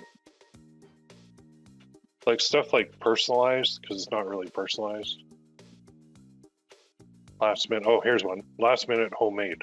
I don't want my ad to show for this. So if somebody types this in, I don't want my ad showing.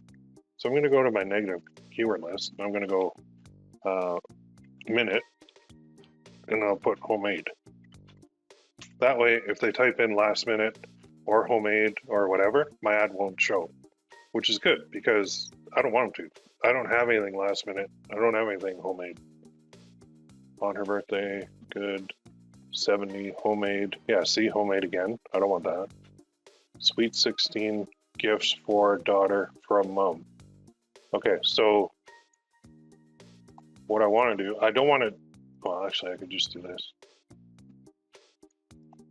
Sweet 16 gifts. I don't want my ad to show if they're looking for that. So in here, I'm going to go Sweet 16 gifts. In this case, I'm going to go phrase match. Just to narrow it down a little bit.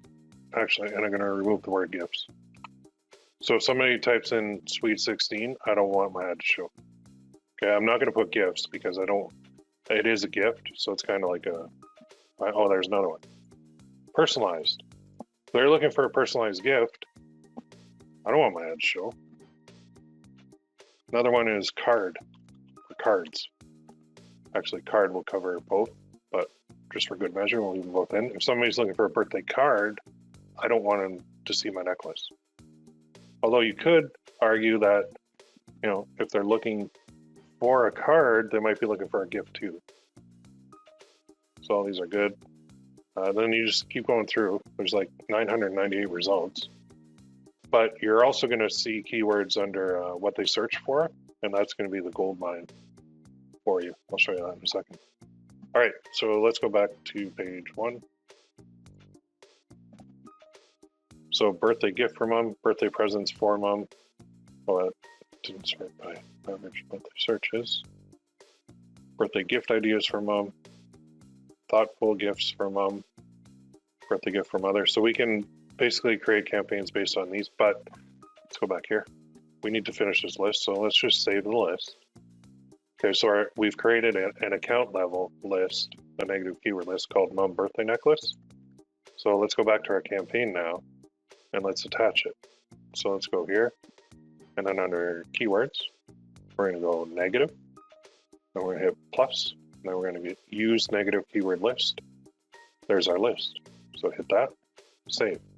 So now we don't have to come into the campaign to update the negative keyword list. We can just go to tools and settings, negative keyword list, and it's right here. And then we can hit edit, and then we can add or we can remove phrases.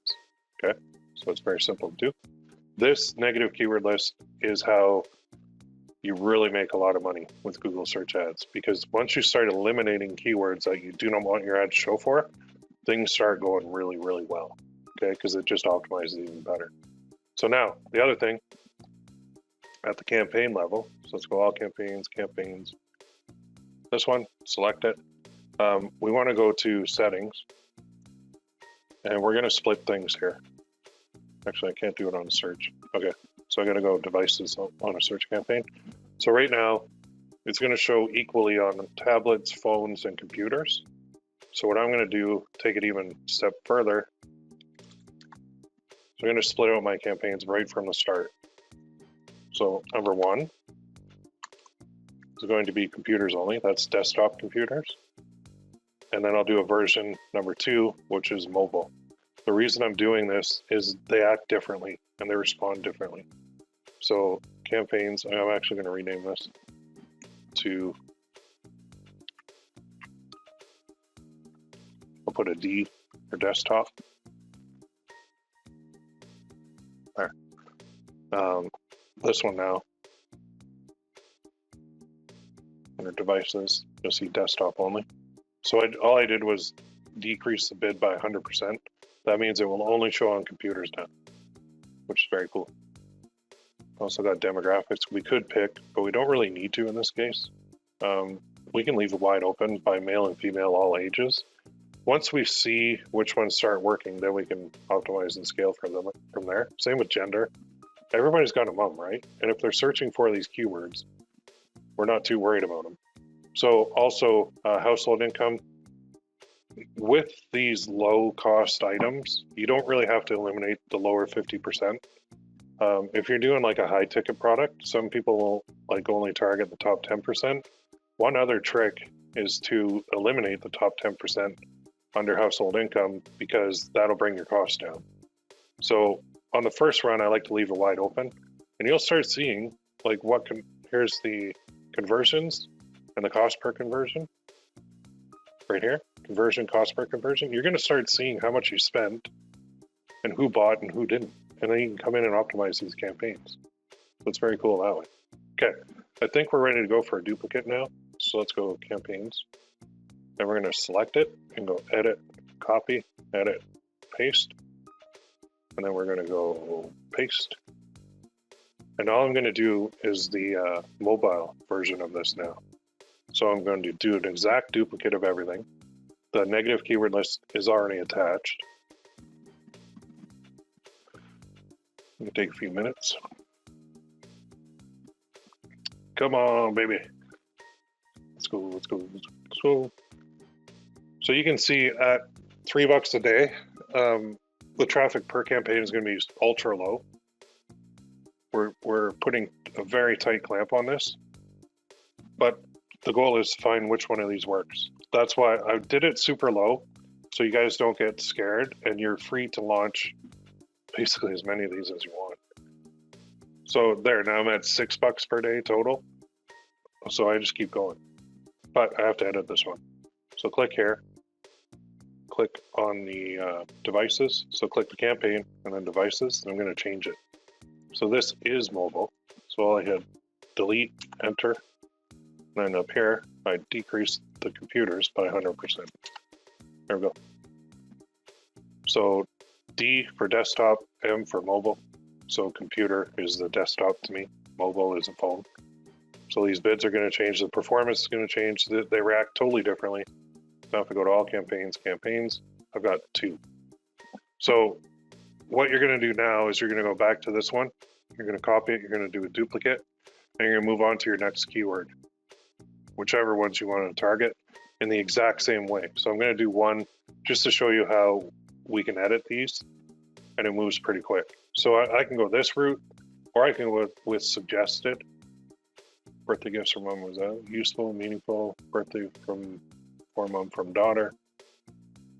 Ooh, birthday gift ideas. See, that I don't want. So I'm gonna stick with this. Let's just pick one. You need to test a lot of these, and there is no rhyme or reason as to what works. I mean, you can look at top of page bid on the low range and high range. None of this really matters, because if it works, I don't care what I pay. So thoughtful birthday gifts for mom, that might be a good one. So let's try that. Let's go back to our campaign. Let's do this. Edit, copy, edit, paste. And the reason I'm splitting out campaigns like this is because the budgets are controlled at the campaign level. So if I say this is $3 a day, and I create like 5 ad groups, each of them has like 5 keywords in them, now I've got so many different variations, and I have no control of where the budget's going. So the only way to control it is by pausing things within the campaign. And it works. And there are campaigns that once you have a lot of data on your account, you can do that. But when you're starting out, you don't. You have to be a lot more careful. So I really want to control where the budget is going. That's why I'm doing this style. And I know some people are like screaming at the screen at me when they watch this, because they're like, you can't do that. And I'm like, oh yeah, watch me. So then click on your campaign. We'll just change the name of this ad group to this, save. So everything's the same, except we got to do devices. Oh no, we're in devices. We got to do the keyword. So click on the ad group here on the left and go to keywords. We're going to remove this one. Confirm. So we're taking out birthday gift for mom, and we're going to replace it with thoughtful birthday gifts for mom. So plus, then we'll go paste, and then we'll do this phrase match. Since the volume is pretty good, save. Status unknown. Don't worry about that. I don't know why they're doing that. There aren't enough impressions or clicks. I mean, if you see that and it stays after like 24 hours, turn it to broad match. Actually, let's try that. Yeah, so broad match is eligible. Phrase match, they're saying probably, oh, there we go. So it was just a glitch. Under review, okay. So that's just a weird little thing you'll get. Now check our devices, make sure we're on desktop for this one. We are. Okay, so I don't need to go into my ads on this because they're already there. I don't need to go to my negative keyword list because it's already there. So everything's ready to go. So now go all campaigns, number 3, edit, copy, edit, paste, paste, a lot of paste, paste. And the only thing I'm going to do on this version, number 4, is I'm going to change it from desktop to mobile. Take a few minutes.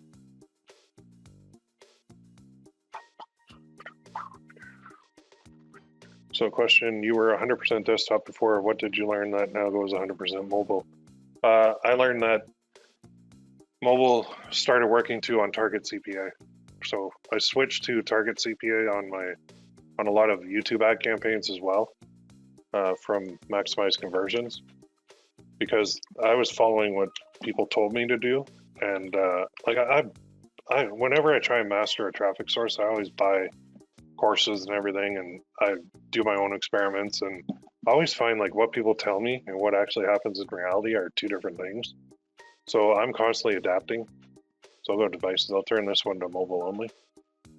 That's why like my stuff will change what I do as I get a lot of data, or as I get sales, and as I see what's working and what's not, I'll adjust. So remember, adjust it up and move forward. That's what we've got to do all the time. That's why like these $3 a day ones, they're super low budget, and a lot of people cringe when they look at it because they're like, you have to do $10 or $50 a day to make this work. I'm like, no, you don't. And somebody was the one of the courses I bought, they're like, no, go desktop only to start because that's best traffic. I'm like, okay, I'll do that. And then it worked. And then I'm like, you know what? I want to check out mobile because I know a lot of people are on their phone. I just want to see. So I ran some tests, and mobile was working too. So I'm like, screw that. I'm putting mobile back in. So, I mean, if you're talking YouTube ads, I'm still on the fence about mobile working as well. I think more and more people are watching videos on their phone for YouTube only, YouTube ads, but I still tend to lean on desktop more than mobile on YouTube. But for search, I don't really mind going with this, with mobile and desktop. So we've got 4. So what are we going to do now? We're only at $12 a day. We're going to keep going. Like, I mean, ideally, we can keep adding as much as we want, and how much you add depends on your risk tolerance and how much you want to spend, really. I'm probably going to have at least 10 of these running, and even at 10, that's only $30 a day. So you could easily go to, like, I don't know, 50 a day, 100 a day, whatever you want to do. So now we've got these running, but we want to create our rules to watch over them. So that's the last step. Let's get this. So go to tools and settings, rules. So in here, we're going to create one. It's going to be a campaign rule. So basically we're going to, because it's only one keyword per campaign, we're going to name it this. Campaign 1. And really, I mean, you could put a keyword in your title too, which maybe we'll do that. No, let's just call it 001 for now. So 001 dash, this will run on all of them, all 4 of those campaigns, and any new campaign I create that has 001 dash in it, it'll run. So turn off if not profitable. That's it. So the owner is me, select an option, pause the campaign. And it's in this account, right? All but removed, but here's the conditions. I need metrics, attributes, and then campaign name contains that. So you could put a keyword saying like the pause rule or I don't know, 30 spent rule or whatever you want, but this is going to be based on conversions. So if the conversion is less than 1, so it hasn't got a conversion, and the cost is greater than my break even, is 32, but I'll go 30. So I'm going to let all my campaigns spend 30 bucks. If it doesn't convert, shut it off. I'm going to run this daily at midnight. Using data from all time, good. Save. Now, because these move so slow, the rules are not as vital as big campaigns. But here's the other thing about Google compared to Facebook.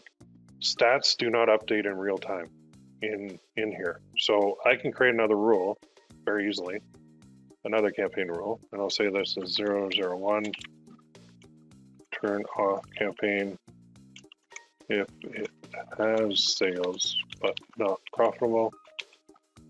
And then I can go here, and I can go pause, and I can go here, and I can go attributes, campaign name contains this, and then I can say, okay, so in this case, under conversions, it has one, so it's greater than 0. But under conversions, cost per conversion is greater than, say, my 30, or even higher, but we'll put 30. Run this at midnight. Save. Now, you know there's no option for hourly or anything. There's daily, weekly, monthly. In order to run stuff hourly, you have to use a script. But I'm going to show you in a second. So I've got my 2 rules. So turn off if not profitable, turn off campaign if it has sales but not profitable. Those 2 rules now are going to apply to any campaign that has 001 dash in the name. I'm just looking for a thing where they talk about stats. It's usually down here. Here it is. Reporting is not real time. Okay, so click it.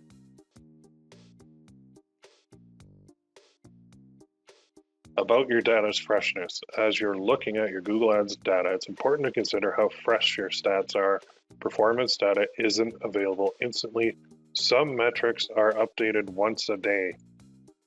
Okay, now I kind of glanced over that before and I thought, yeah, what are they talking about? Of course, if the sale comes in, boom, it's going to hit the campaign right away and update, right?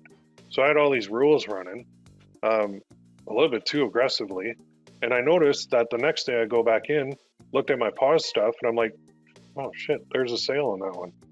Well, why didn't it update? And this is why. Some metric, I don't know why they do this. I think my conspiracy theory is they don't want us tinkering or over tinkering with campaigns. So they delay stats like conversions dramatically so that we don't set up a bunch of rules, so we don't bog down their system.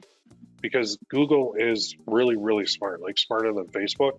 And they really want us to rely on their machine learning more than anybody. So there are campaigns that I'll run too.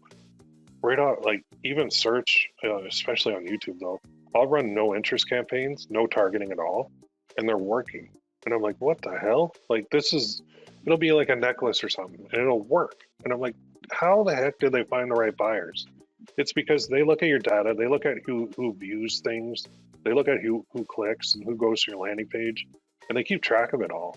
And then the campaigns really do get smarter. So they even warn you, they're like, when gauging your account performance, it's helpful to know that some recent account data may not be showing yet. That's why the rules are kind of iffy, because they might shut things down when they shouldn't be. So you could just restart things that aren't working. So it says how it works. In most cases, your stats, such as clicks, conversion, and impressions, are delayed by less than 3 hours. For example, stats on the total of all clicks received by 6 p.m. on Friday will usually be available by 9 p.m. Friday night local time. conversions attributing using attribution models other than last click are delayed by up to 15 hours. So why would anybody not use last click?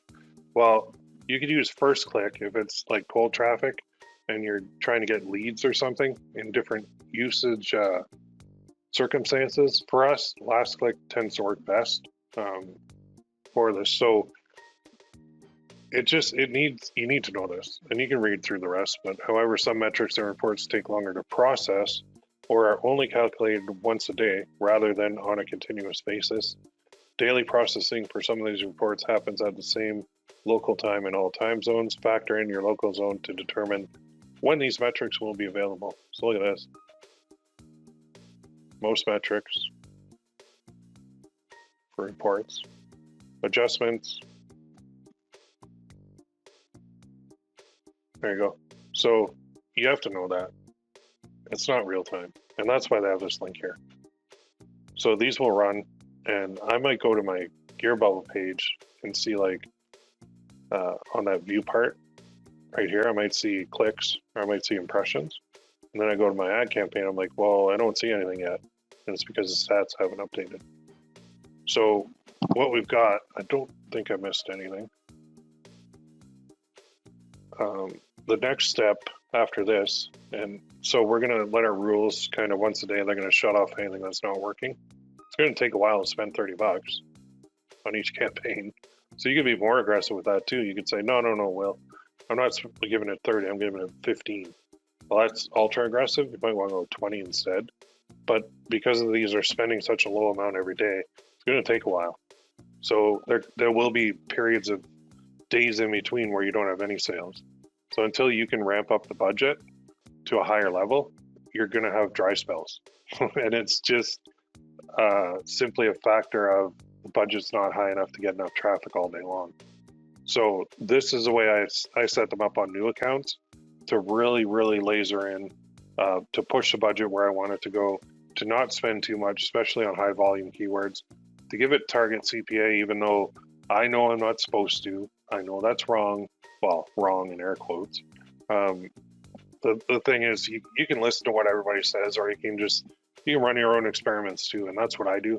And I find sometimes I kick myself when I buy a course because I'm like, I've already tested that and it doesn't work.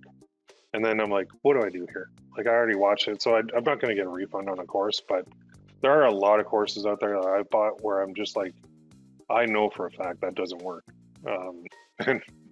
and yet it's being sold. So I think it's just because everybody has different styles, different methods, different everything. So this is my style, this is my method.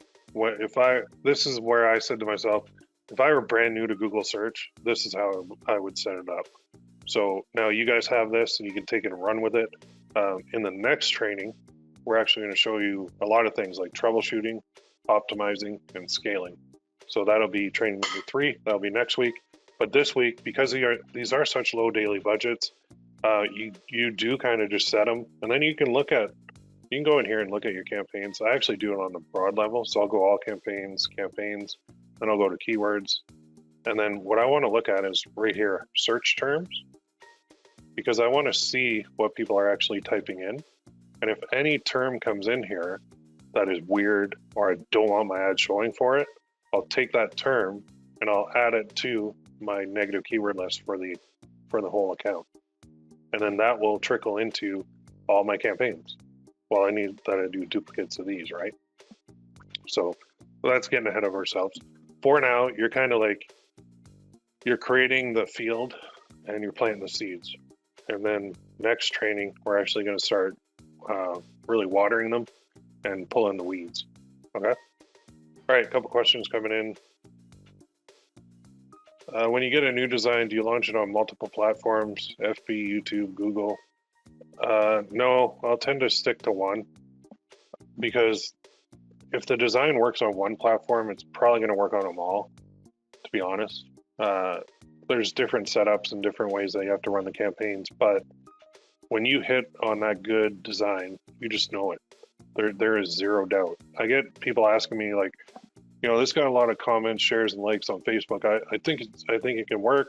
I'm gonna put more money into it. I'm like, no, don't. Because if it didn't get a sale, then your audience has spoken. So until you experience that one where you launch it and it just starts selling, and you're like, what the hell? That's your big winner.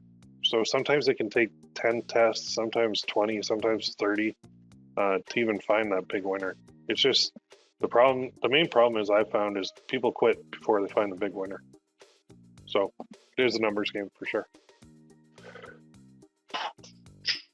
Here we go. So this was great. Thank you. I know tomorrow Gearbubble is supposed to release their whitelisting domain process. Obviously, we'll need to do this for Facebook ads.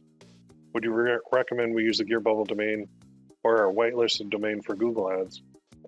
For Google, it doesn't matter, but to keep it all, I don't know. Like, it's hard to say because I haven't done it yet, so I don't really have stats on it. On one side, I think on Google, if I keep using the Gearbubble domain, it's an aged domain that has a buttload of traffic. So for my quality score on Google, I actually think it would be better using an aged domain with a buttload of traffic versus a brand new one. Because when you use a new one, Google has no stats on it, so they don't know what to do with it. So and that all equates back to what are they going to charge you for a click? Where are your ads going to show at the top? Is your quality score going to be good or garbage? So my initial reaction to that is keep using gearbubble.com because it's old, it's got a buttload of traffic, and I think if I had to go head to head with that on a new domain, I think gearbubble.com would win. For Facebook, you don't have a choice. You're screwed. Like, Facebook is a whole different ballgame. You have to, because if you want your conversion events, you have to do it. Another question. Also had a very good week last week on Facebook, but this week it's been shit. How is Facebook treating you lately? Shit is the word for Facebook for me lately. It's been, my goal in 2021 is to move as much as I can off of Facebook. I'm just sick of them, to be honest. Their lack of customer service, their lack of caring, their inconsistent performance is getting out of hand. And with this iOS 14 crap, I will still advertise on them, but I'm trying to shift as much as I can away from them, just because I don't like them as a company. So I'll use them, but they've pissed me off. They've pissed off my members. They've pissed off people I've coached to no extent, to just an insane level, and they just don't care. So I don't like dealing with companies like that. And I think however this iOS 14 thing plays out is going to determine the future of Facebook. Like, it could be the beginning of the end for them, or they could figure it out and it could keep working. But right now, things are so inconsistent because their tracking is so wonky, and their whole algorithm for ads relies on that tracking. Like, it leans super heavy on that tracking. And when Apple's like saying, no, we're not going to let you anymore, that is going to put a huge dent in Facebook's bottom line. So this Apple Facebook squabble is, I don't want to be caught in the middle, honestly. So I'm going to, I mean, if they get it fixed and it comes back and things are consistent again, yeah, sure, I'll put more money into it. But right now, like, I'll have days where I'm like, holy crap, like, I'm doing awesome. I just want to, 10x the budget and kick some butt here. And then I'll have other days where I'm like, what? I didn't make a single change and I lost money today. What is going on with Facebook? And it's their algorithm. It's like a drunk guy at a bar. I don't know. It's ridiculous. Like, 1 minute they're dancing and killing it on the dance floor. Next minute they're falling on their face on the sidewalk. Like, I don't get it. It's brutal. And what you're saying about the inconsistency is what I've been hearing from everybody I've talked to, and me too. It's just so inconsistent. I almost want to develop a method where if I have a good day, I'll shut it off for 2 days. And then I'll just restart from zero, have a good day, shut it off for 2 days. Because it's just so completely wonky. There's no rhyme or reason. The people who are on Facebook, I don't think they've changed. It's Facebook's algorithm that is drunk. All right, so I'm going to leave it at that. I hope you guys got a lot of value out of this. This is how I do it. You will get sales. But like I said, you're gonna have days where you get nothing, and then you're gonna be like, "Oh man, I gotta shut everything off." Well, no, it's just a matter of the lower the budget, the slower things move. But that's a good thing when you're starting because you can get used to it. If I jumped in here at like $300 per day on each one, you guys would be like, "Whoa, whoa, whoa, slow down, man." So I'm not gonna do that to you. Now, we'll get into the scaling, but it's different than Facebook, and it's actually way better. So once I get sales on this, I'll show you guys too. But I'm kind of happy that the guy gave me like 2 designs for the price of 1. That's kind of cool, and they're actually really nice. So I'm happy with that. If this design doesn't work, you know, I'm closing my site. I'm going to quit and go and work at McDonald's. But I'm kidding. You can't do that. If the design doesn't work, I don't care. I'm on to the next. And yes, I'm going to lose money in testing. That's the way it goes. That's a fact of life. So you set your test budget on these things. You spend that. If the results are there, you keep going. If the results are not there, you turn it off and you go to the next. It's always on to the next. Next man up. That's the way it works with testing. So testing sucks because you're spending money, you're not making it. But testing is great because the more you fail, the closer you are to that big winner. So there we go. All right, I'll leave that. I'll get this replay up. Thanks for coming on. We'll talk to you guys soon. And everybody have a great week, and we'll see you in the next one.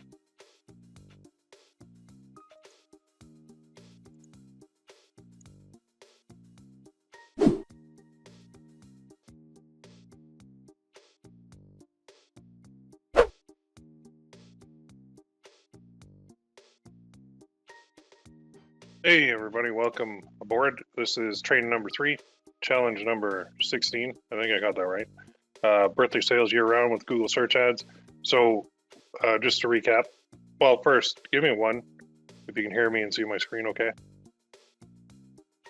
Cool. Got a couple people on board this morning. That's awesome.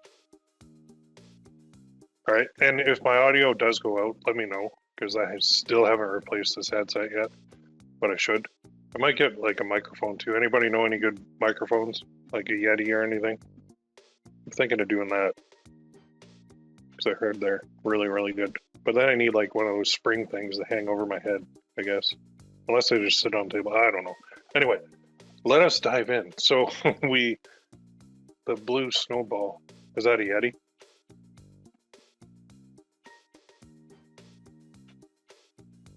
Okay. I'll look it up. I'll put that on my notes. Because I'm kind of getting tired of this one conking out on me halfway through. But anywho, so what we've done so far is we've kind of done a little bit of research on, you know, birthday gifts. It doesn't have to be for a mom. It could be for anybody. And then we've set up some ads. And so sometimes when you set up the ads, you run into some issues with they don't deliver. You don't get any traffic, or you're getting traffic, but it's not converting.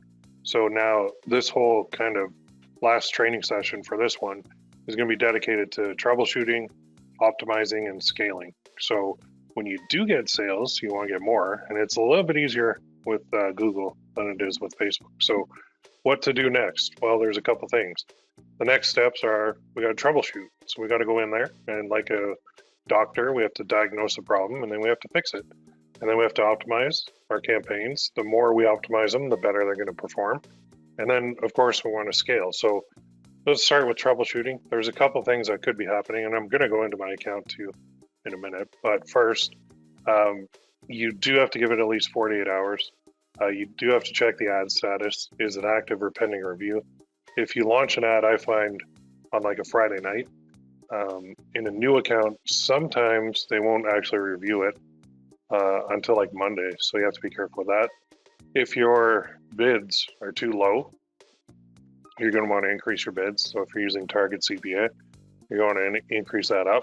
If you know, like I want to make $20 per sale and you have your target CPA set at 20, and you're going to have to go up to like 25 or 30 in order to get traffic. It doesn't mean it's going to cost you that much. It just means that's where you're actually going to get traffic starting to flow. One other thing that I do is I change the bid strategy. So if I'm using like maximize conversions, I'll switch to target CPA, then I'll switch to manual CPC. So CPC is just cost per click. And what I'll do in that case is I'll bump up my bids, and I'm going to show you something in my account that you're going to notice in yours too when you're dealing with keywords and getting warning messages from Google that don't really matter. So the other thing is we're starting with pretty low budgets, so you can bump up your budgets, but I'd rather control the bids first before I bump up the budget. It really depends on how fast you want to move. If you want to move quick, say you get a product and you want to test it real quick, well, you could put like $100 a day budget right away, and you'll spend that in a day, but you could spend 200. Just know that. So if you know you want to spend 100, maybe set the budget at 50 and then let it go. I like to come in a lot lower and spread it out quite a bit in order to see where or which campaign is working, and that's the one I'll focus on. So you can also do a duplicate of the campaign if it's stuck. So if it's been like 3 days and nothing's happening and you've made changes and you've tried to get that traffic flowing and nothing's happening, you can do a duplicate. And lastly, I mean, you can call them. And they will speak to you. They'll go into your campaign. Sometimes I found if I'm using their bid strategies or automated ones like maximize clicks or maximize conversions or target CPA, I find that any advice they give me doesn't matter, and it's just a matter of time. So sometimes with the automated bid strategies, it can take 3 or 4 days before you start seeing traffic. Why? I don't know, but they might tell you they'll have a look at the account and then they'll be like, okay, I'm going to escalate this to my supervisor or whatever, but you just end up waiting and then the traffic starts anyway. So if you're getting impatient with that, that's okay. You can just switch to manual cost per click and you can set your own bid. So you can also post in the forums, right, to get some help. Now, on the other hand, if you have traffic, but the results suck, this happens more times than not, unfortunately. It's just a matter that, you know what, not everything that you're going to do is going to work. And in fact, most of the tests that you launch are going to fail. Most of the campaigns you launch are going to fail. There's going to be, it's always a drop off. So you launch 10, you end up keeping 3 campaigns. You launch 20, you end up keeping like 5 or 6 campaigns. The rest you just pause and turn off, and then you just make profits with it. That's the way this stuff goes, unfortunately. No matter how good you are at this, it is a numbers game. And that applies to your campaigns, that applies to your products, that applies to everything. The good stuff is when you do hit those winners, it more than makes up for the failures that you had, just like when you're using Facebook ads. But you can also be looking at things like on the technical side, checking your links. So go to your ad preview and make sure that you entered your URLs correctly. I can't tell you how many times I might have a typo in the URL that I didn't catch, and the campaign's running, and I'm like, why isn't it converting? And it's just because I made a spelling error in the URL. So check that. Check your tracking too. Make sure it's placed correctly. If you're using there's one guy was asking, well, a couple were asking about how to use it, how to track through Google Analytics. And so I showed a video of how to do that. Like with Shine On, for example, you can't track Google on Shine On without using Google Analytics and goals and then importing the goals into your account. So there is a video on the forums on how to do that. But if you want to double check all your settings, what I would do is actually go through the Shine On page and buy one. And then just make a note of the URLs that you go through, like take screenshots of them or put them into a little spreadsheet. So you can say, okay, this is my add to cart URL. This is my checkout URL. This is my thank you page URL. And just make sure that Shine On hasn't changed anything on the back end because those URL slugs matter for the Google Analytics and for setting goals. So if you want to verify those, just go ahead and make a purchase and check it. I mean, it's for you, so you can give away the product to somebody you care about. And then the bottom line is this, does the product convert? Because as we know in this business, not everything converts. So we could be getting traffic, people could click, they get to the landing page, they're like, meh, not quite, and then they don't convert. So this happens. So we got to find products that convert, and that finding products that convert, one little part of the whole machine is a part where I would say 90% of people just don't test enough to find those products that convert. And I'm talking like, you want to find a winner, a real big, gigantic winner, test 30 products. And then you probably say, oh man, I'm not doing that. That's too expensive. Well, it's an investment in finding the winner. So you have to reframe how you look at this stuff. Because just because I put up one necklace and I think it's good, that doesn't matter. The only thing that matters is, are people buying it, right? So here's another thing. If you're getting traffic but you're getting crappy results, check the devices. So you can start excluding devices. You can break out campaigns into device specific, which means like mobile and desktop, which we've kind of already done. We skipped this step on our optimization. But if you launch a campaign by accident, say, and you don't adjust your bids on the mobile and the desktop and the tablet and the TV, actually there is no TV on search, but maybe mobile is sucking up all the budget and not converting. If you think about it, if somebody's on their phone, they might not convert as well because maybe they're out and about and they're not really focused on buying something. But then when they get home, maybe they'll buy it then. So that's where retargeting comes into play too. Because remember, we don't have any retargeting running right now. We're just getting pure cold traffic, ice cold traffic, and trying to convert it. When we throw in the retargeting, all of a sudden we got something going a little bit better. So you want to check your keywords too. You want to start excluding keywords. Continually building up that negative keyword list. That's going to optimize it big time for you. And then, like I said too, is it really crappy or is it spread too thin? So let's say we have, and I'll show you in my account.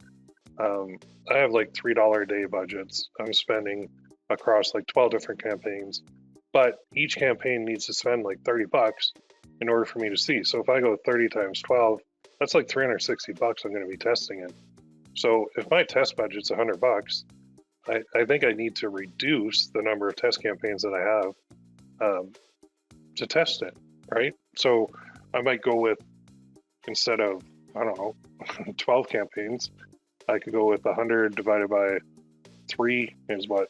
Well, far less. That's like, my math sucks this morning. I'll show you when I get in there anyway. The whole point is you can consolidate your budget to fewer campaigns and testing in order to give each campaign a little bit more oomph and not spread yourself around too thin. And then find that, you know, you spend a whole bunch, like 200 bucks or 300 bucks and you haven't got a sale because you spread your campaigns too thin initially. When you're scaling and you're expanding, it's fine. But when you're just testing to find that winner, it's not, right? And then, of course, check your ads. At this point, too, look for the ones that aren't working, shut them off. And then you can create new ads based on what is working. You can also add in responsive ads, which I'll show you in the campaign here. So speaking of that, let's go into the campaign and start troubleshooting and optimizing and adding some, well, we already did the rules to help us manage it better. But so here's my campaign. I'm going to reload this so you can see the all-time numbers. And I'm going to show you what I did. So I ended up with 12 campaigns, which is too many, like I said. Some of these are just getting up to like 22 spent, 22 spent, 17, 14, 14, 14, 14. I wish I had a couple conversions to show you at this point because I've overspent on purpose because I wanted to show you what to do. So we're going to go into this one. And the first thing I want you to look at is the keywords. And when you go in here, this is the status column that you're going to see. And I want you to note that it will give you a big red warning saying below first page bid of 95 cents, because my bid is 75 cents. And it'll say this keyword is eligible to run ads. It isn't performing well because this bid is too low to show ads on the first page of results. And it'll say ad isn't showing. Your ad is probably being shown at times, but was not shown for this particular diagnosis. They do this a lot. So you can test again. And it's not going to show on the first page. So this is a really, like all this red text and these warnings and all this stuff, they're really trying to scare you. Okay, so what I want to show you is that's all time, right? So all time I got 15 clicks. I was bidding too high. I was bidding $2. So the average is $1.49. The CTR is pretty good at 4. So if I go to today, watch this. Look at that. Average cost per click is 75 cents. If I go to yesterday, average cost per click is 70 cents. Oh, wait, is that the right one? I lost my thing here. Let's go to all time again. Let me just go like this. Make sure I got this one. Okay, so now let's go today. This will move. There it is. So today I've got 1 click out of 28 impressions for 3.57 at 75 cents. Yesterday, I had 5 clicks, 2.5% CTR, which is still pretty good at 75 cents. But look, the whole point of me showing you this is you will get this warning message, and it'll say you're below the first page bid. And so your stuff might not be showing as often, but it's still going to show. They're still going to throw it in there once in a while, or it'll show on page 2 and beyond. So you can still get clicks even though you're getting this warning. That's the point of the whole thing. So the mistake that you can make is you can say, okay, well, they want 95 cents, so I'm going to raise this bid to 95 cents because I got to be on the first page in order to get traffic, blah, blah, blah, blah. You don't need to. So when I first came in, the first couple days in these campaigns, number one, I think I can see the history here all the time. So when I started, that was the 14th, I had zero clicks. Actually, when did I start this campaign? A while back, eh? This is why we should, well, February 11th. Okay, so let's go to the 11th. So the 11th, I had nothing. I had no impressions, no clicks. 12th, I had nothing, no impressions, no clicks. 13th, no clicks. 14th, no clicks. So what I did was I actually switched the bidding type on this. So I think we were set up with, right in here, I think we did target CPA. Yeah, we did this. And then I switched to maximize conversions, and I still didn't get anything. And then I switched to manual CPC, and then I just set my own bid. But I set my bid too high. I set my bid at $1.51 to start. Nothing was really happening. So I raised the bid to $2.01, and nothing was really happening. So then I said, okay, at $2, actually at $2 after about 12 hours, it blew through all my budget and overspent, and I was paying way too high per click. So then I was starting to get the warnings on the keyword as well, saying this one, below first page bid. So look at this one, 474. That's just nuts. So you can't be paying that much per click in order to be profitable. Not on a product that has such a small margin. So if we look at today, I'm still getting impressions. And then yesterday, I'm still getting impressions, just not very much. I also changed the match type. So I think we started with phrase match, and I broadened that out to broad match instead.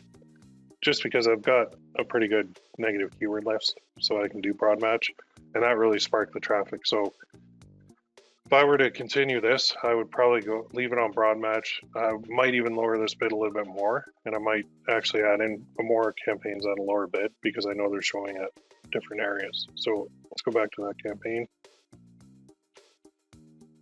Oh, and the other second thing you're going to get is this limited by budget. It just means that there's a lot more traffic out there and you're not getting it all. So if you want to look at that too, you can go to your columns, modify, and what you want to type in here, hit that, and then go impression share. Let's go share. Search impression share. There we go. So what this is, I'll put this right at the beginning, apply it.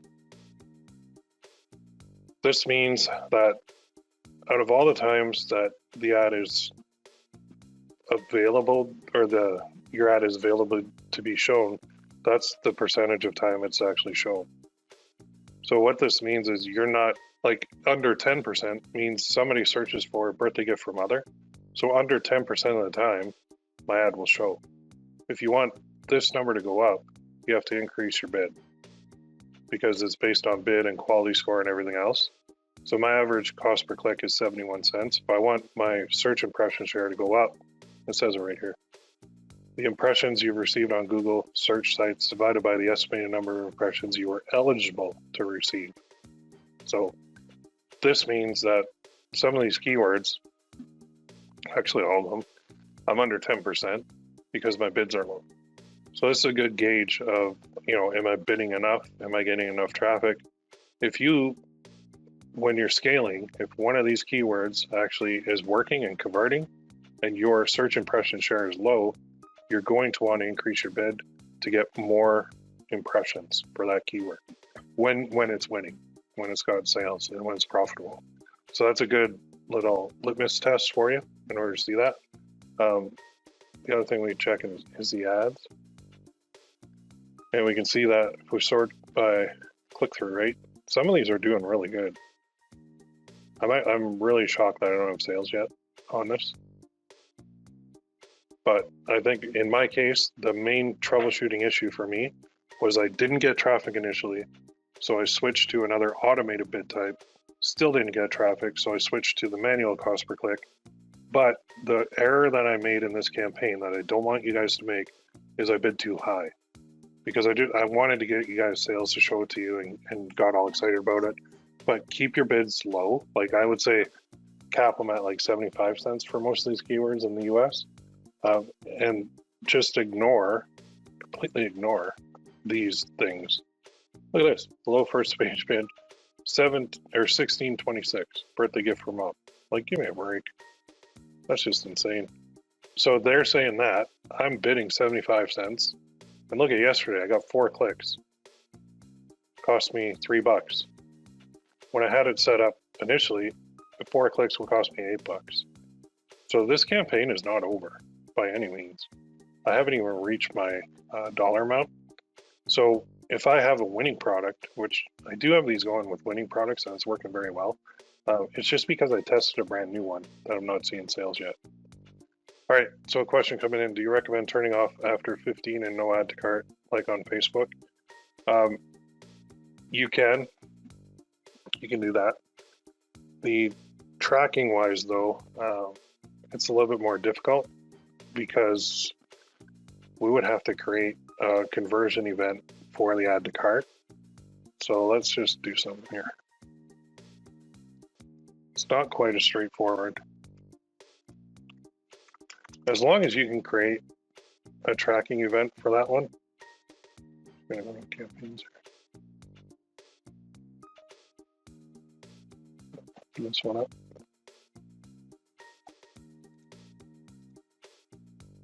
Okay, so like, I think this is the one we use, right? So buy it now. What happens is it pops open this, and then you could go check out with card. So see, this is the part where we run into issues because we can't really create any event on here. And if I view the source,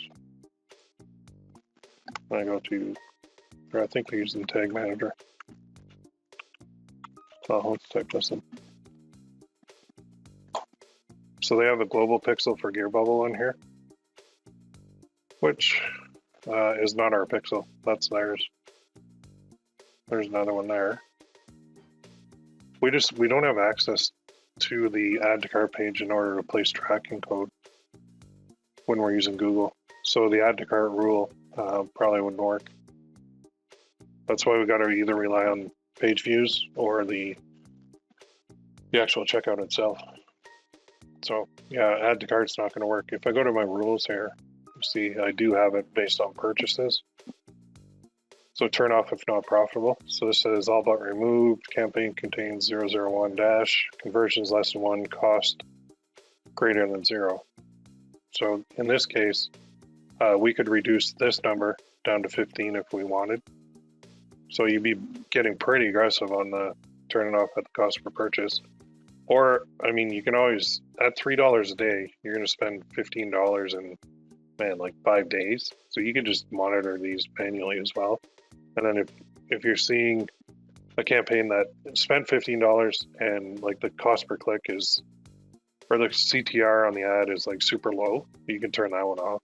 So you can base it on that too. You can create a rule saying if CTR is less than 2 and cost is greater than 15, then turn it off.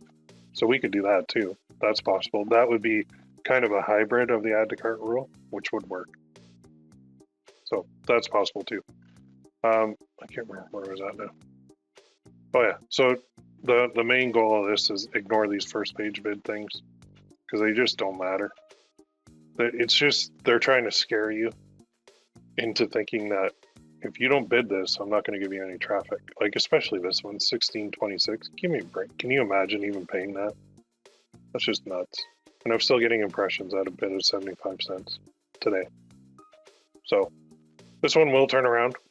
Well, actually, I can't say that because I'm going to consider that the product itself is not working. So when you're troubleshooting too, go to your all-time numbers. Like I spent way too much on this. So go to all-time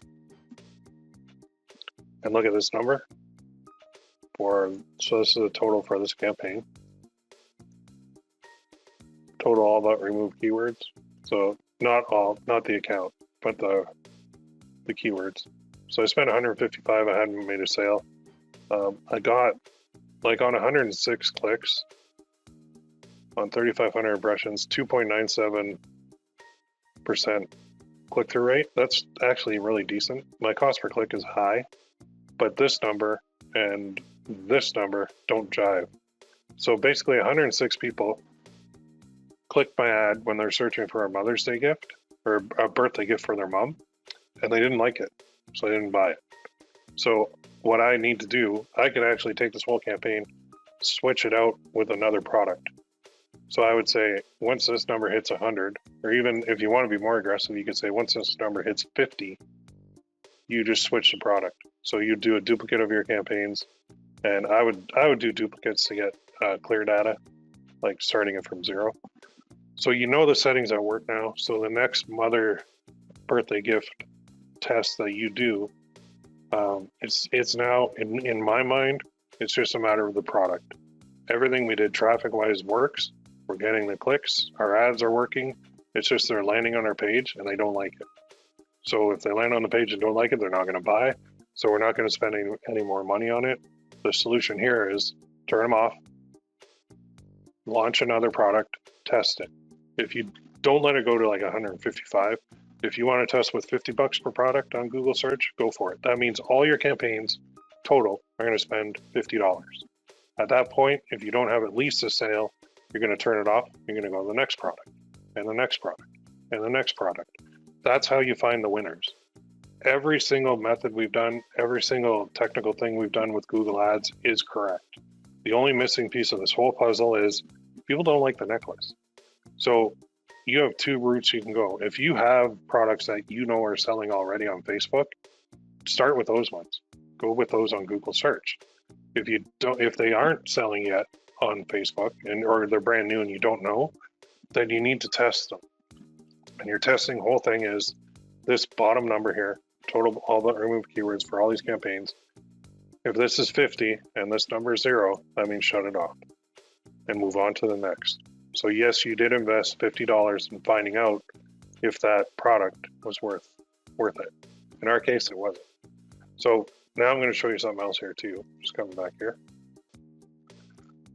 So you'll get better results. Like if you have sales, you'll get better results. Optimizing, oh, I didn't even look through this, sorry. So let's go to all campaigns. When you're optimizing, say this campaign is working and you want to go into your keywords and you want to go to search terms. So these are all the words that people are actually, I have all time up here. These are what people are actually typing into Google. So somebody types in good gift for moms, not even mums. Did you mean mums? Yes, I meant mums. So here's what people are typing in. Here's the results they're getting. I might be showing on page 2 of this. There are more ads on page 2 typically. Or 3, I don't know. But people are typing that in and they're seeing my ad and 2 people clicked it. 1 impression, oh, that's an anomaly. Somebody probably hit refresh or there's a tracking error. But at least 1 person clicked it.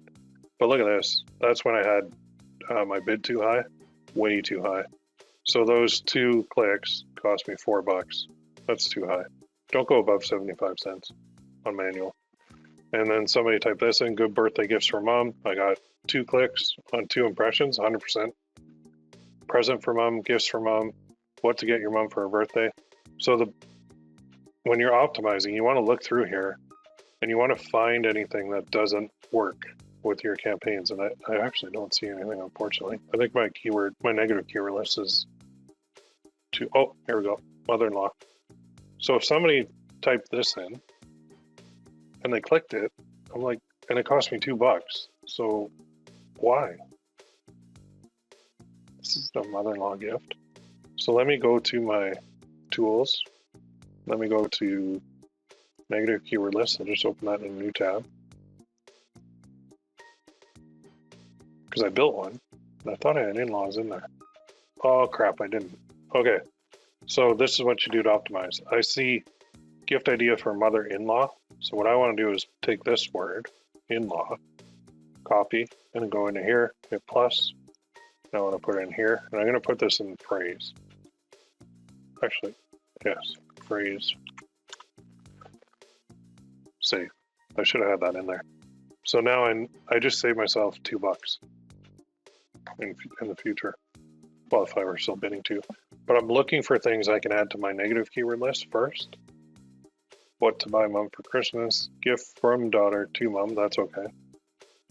Mother's birthday gift, Amazon gifts for mom. So this could be that somebody is specifically looking to go to Amazon. So if my ad's showing, they're clicking, like this could go either way, because it could be somebody's trying to go to Amazon and I intercept them and I get the sale. Or it could be that somebody's definitely wanting to go to Amazon. No matter what I do, I'm not going to get the sale. So Amazon's iffy. If you find you're spending too much with keywords with the word Amazon in it, add it to your negative keyword list. If you're getting sales from it, keep it in.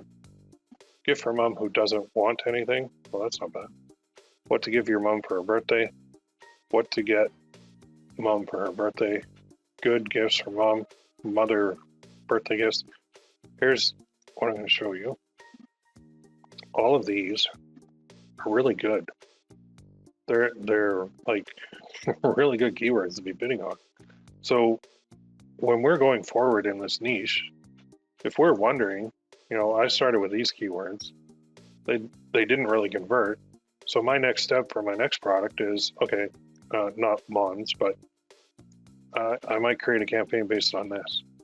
So I'll take all these keywords that I know people actually typed in, and I'll create my individual campaigns for those only on my next test. And now what I'm doing is I'm looking at my data, and I'm going to build my next campaign or my next product test based on the data I already have. So when I first start, I don't have any data. I don't have anything to look at. I don't know what people are typing in. I'm guessing. With my second campaign, I'm not guessing anymore. I know exactly what they're typing in. So I could add these all under an exact match campaign if I wanted. And I could get really tight on my targeting. And then I know specifically what they're doing. So I love you mom gifts, new mother gifts, another one. New mother. Well, my gift is not for a new mother. So I need to go here and I need to add this in a phrase match. Make sure you put phrase, otherwise it'll exclude mother too. So we want it in that order in a phrase. So if somebody types in new mother gift, I don't want my ad to show. So I'm just cleaning things up. Birthday gifts for mom. What to get mom for her birthday. What to get my mom for her birthday. Birthday ideas for mom. Birthday present ideas for mom. What to give your mom for her birthday. I think that's, oh no, we've got like 88. Holy crap. I'm just gonna show 100 at a time. If I go kind of page down here. Oops. Well, let's put a marker here. So I know where we are. Gifts to get your mom, cheap Mother's Day gifts. Okay, so here's another one. Well, actually, yeah, Mother's Day is another thing. This product is not Mother's Day. So I need to go here and I need to put this in. Now, if I have Mother's Day stuff, I'm definitely gonna want them to show, but I don't. So I've excluded in-law, new mother, Mother's Day based on looking through my stuff so far. Best gift for mother. Gifts, what to get your mom, gift for mom. So I'm gonna put another one here. So when I scroll, keep track. And Amazon again.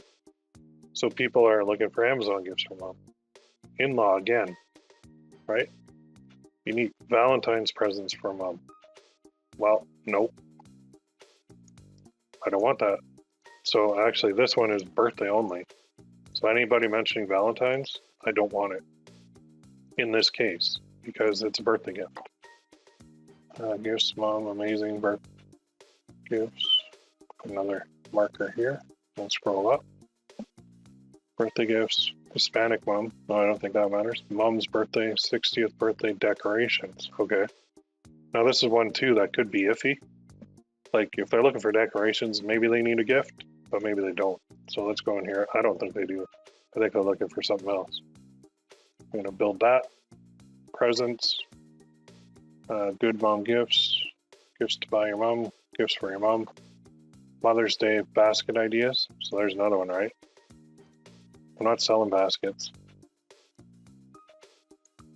And it's not Mother's Day. I already put Mother's Day in there. But I'm not selling basket. So I do not want my ad to show for that. So let's remove that one. Put a little marker here. Best gifts for mom from son. Valentine gift for mom. Mom birthday gift. So what I'm seeing a lot of, yeah, Valentine, we don't want that. If something's generic like this, like best gifts for mom from son, is that a birthday gift or is it not? So because we're dealing with birthday stuff, I'm starting to lean towards every one of our keywords should have birthday in it. Birthday, birthday, birthday, birthday, birthday, birthday, birthday, and they do. Because we want to make sure, like, yes, it is a gift for mom, but the sub area of that is a birthday gift for mom.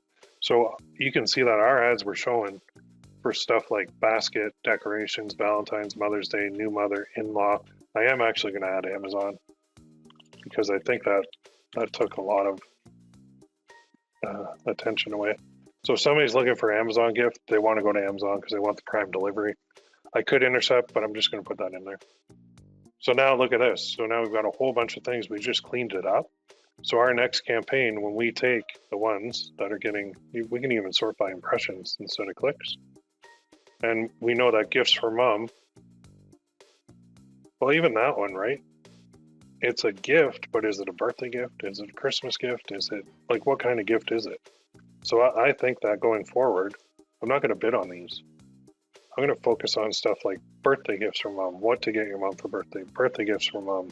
So I'm going to pluck out the ones that are getting the most impressions, even though they're not much. And these are my ones that maybe I'll create 5 campaigns. So I'll take these ones, 1, 2, 3, 4, 5. And there's my 5 keywords for my next product. That's a happy birthday mom gift.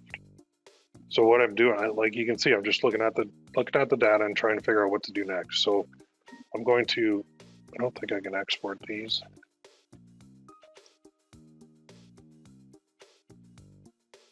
Yeah, there's no easy way to do that. I mean, add as keyword is a way, but so I'm going to take that and I'm going to go to a Google Doc and I'm just going to add it. So I'm just planning my next campaign already. I'm just going to paste. There's one.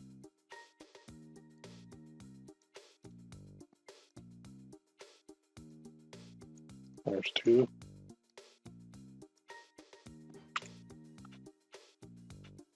Oops. You have to do a paste without formatting. Right. There's 3.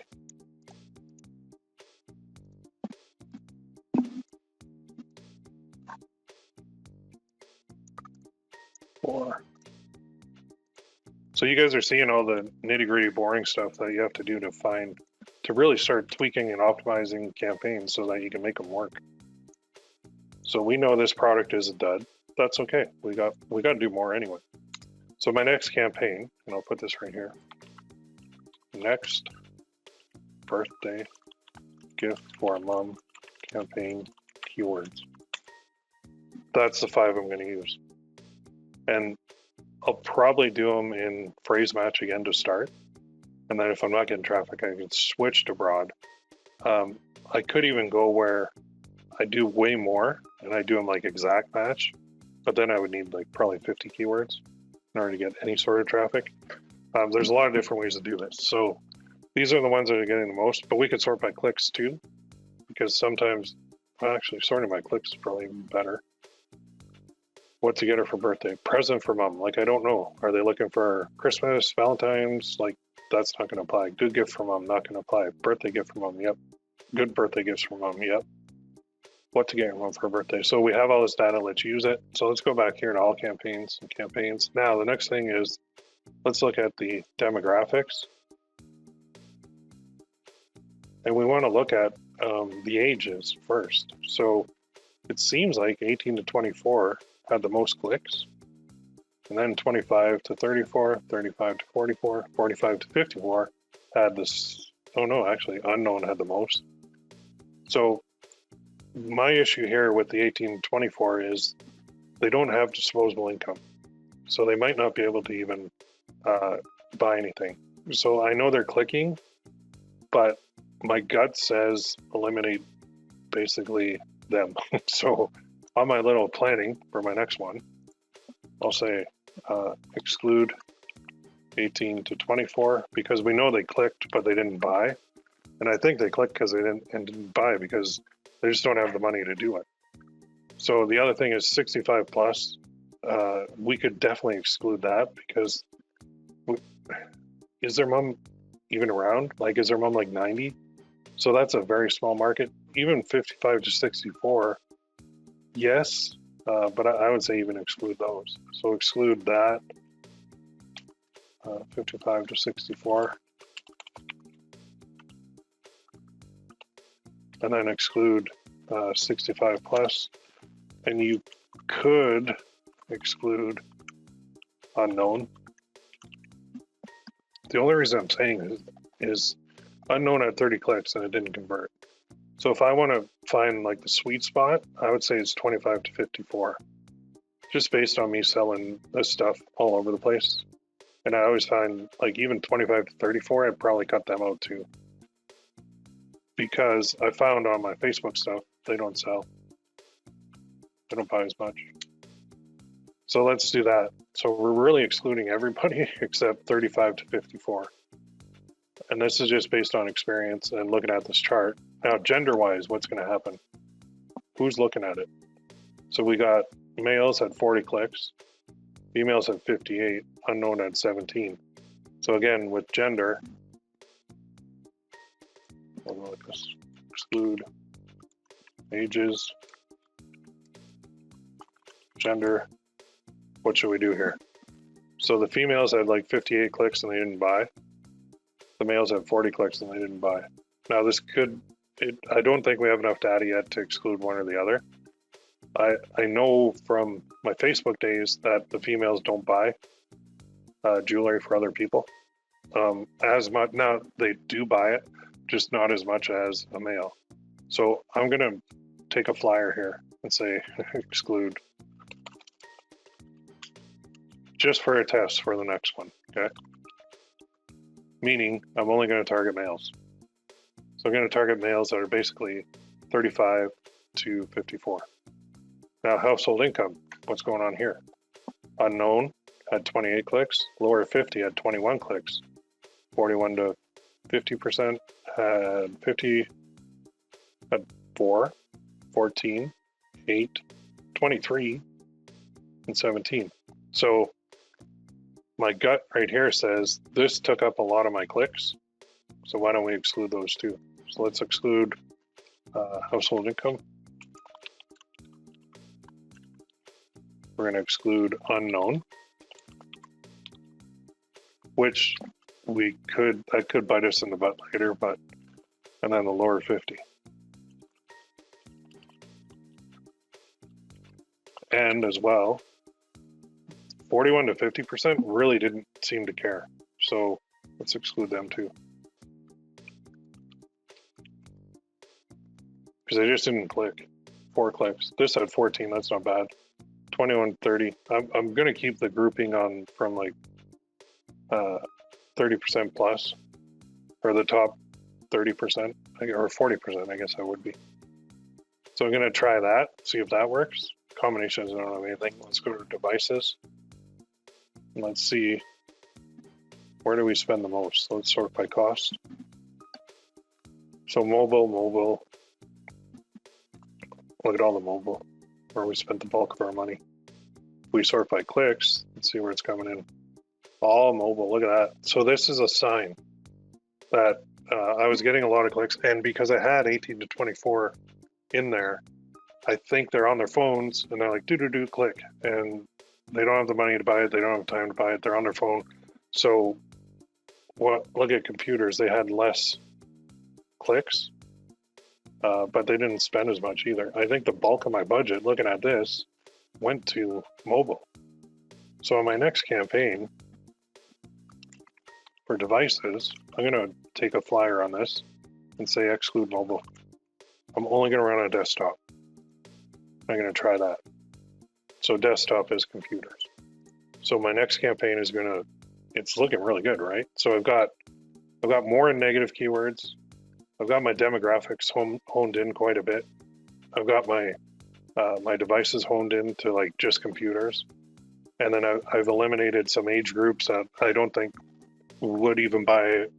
You know, they'll click it, but they won't buy it. So we have data to look at. So I invested $150 to come up with this for my next campaign. So this step of looking at your data and reading and accepting what it's telling you, and then making calls for your next campaign is how our next campaign is going to be even more powerful than this campaign. So you could say, okay, well, now you've got this figured out, right? You've looked at your data, you're optimizing based on your data for your next campaign. Why don't you just rerun it? Well, because I didn't get a sale. So I'm not going to fall in love with the design, and I'm not going to throw good money after bad. Instead of taking the same design and running new campaigns with all these settings, and who knows, it could work and I could come back to this in the future. I'd rather find a product that actually gets sales and gets me some money. So that's why I'm going to not only make these tweaks to my next campaign, but I'm also going to test a new product. Okay. All right. Excluding older makes sense. As we get older, we feel we need fewer and fewer things. Right. Exactly. True. So we really tweak this down quite a bit. And I have nothing against selling to women. I wish they would buy more from me. I have no luck with it. I don't know why. It seems like males just buy more from my stuff. Maybe, I don't know. I can't explain it. I wish, because I know females, like this kind of thing, you would think they buy more, but maybe it's a male thing. I don't know. Beats me. Weird. Just weird. All right, so we've got a game plan now. So what we do is we take our next product and we test it with these settings and these keywords, computers only, same style. Okay, so let's go back here. Let's go to scaling. So I'm just going to talk about scaling real quick because it's pretty simple. We're going to create new campaigns. We're going to change the targeting. We're going to add in no interest campaigns, literally no targeting, just like we do on Facebook. So when I say no targeting, right now I'm targeting keywords. So if I had this campaign and it were no targeting, I would just remove this. I'd remove that keyword. And I would let it fly based on my demographics and devices. And that's it. So no targeting, you're still, or no interest. I should change that to like no keywords. No, in this case, just so it's clear. Like a type. There. No keyword. No keywords. Literally no targeting for the keywords. So let's change this. Literally no keywords. Just demographics, country, and devices. You could even launch a test with this and it'll work. I've had the Google machine learning is super smart. And it's weird when you don't target anybody, but they do watch who clicks on your ads, and then they'll find people similar to that. The other way is budget increase. So if one of these campaigns did work, which I wish it did, honestly, but it didn't, and that's life. So say this one worked, and I'm at $3 a day.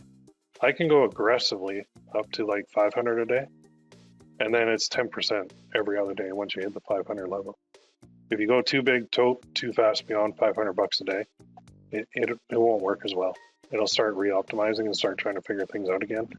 So if this is working at 3, day 2 I might go to 6, then I might go to 12, then I might go to 24, then I might go to 48, then I might go to 96, I might go to 182. Man, my math is stellar. And at that point, I mean, you're getting quite a bit. You got a couple campaigns going at like $182 a day, and making good sales, you're making good money. So that's the easiest way to do it. And then you want to expand to with more campaigns and testing more keywords. So I think it's just a matter of this particular birthday thing.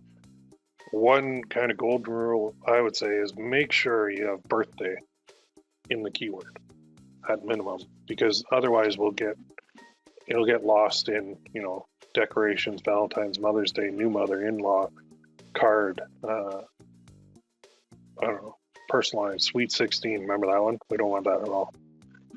So that's how you scale. So now the last part, I'm going to show you this, is remarketing. So let's go into the ad account and set this up now. So say it worked, right? And then we want to do remarketing. We can do this on Google search again. We can show our ads. Actually, no, the best way to do remarketing, is display. So I'm going to show you real quick how to do this. It's very simple. We're going to set up a campaign. Remember these audiences we set up? They viewed and they bought. So we want to show ads to people who viewed but didn't buy. But we're going to show these ads all over. So I'm going to go to the display network for a second. I'm going to show you how to do this. So we're going to go to new campaign.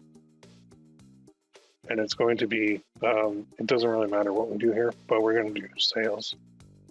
And instead of search, I know we're doing Google search, but display means it'll follow them all across the web. So if they go to CNN.com or BleacherReport.com or NBA.com or NFL.com or MLB.com, they'll see a little banner saying, hey, come on back, right? So you can do a smart display, standard, or Gmail. We're going to do standard.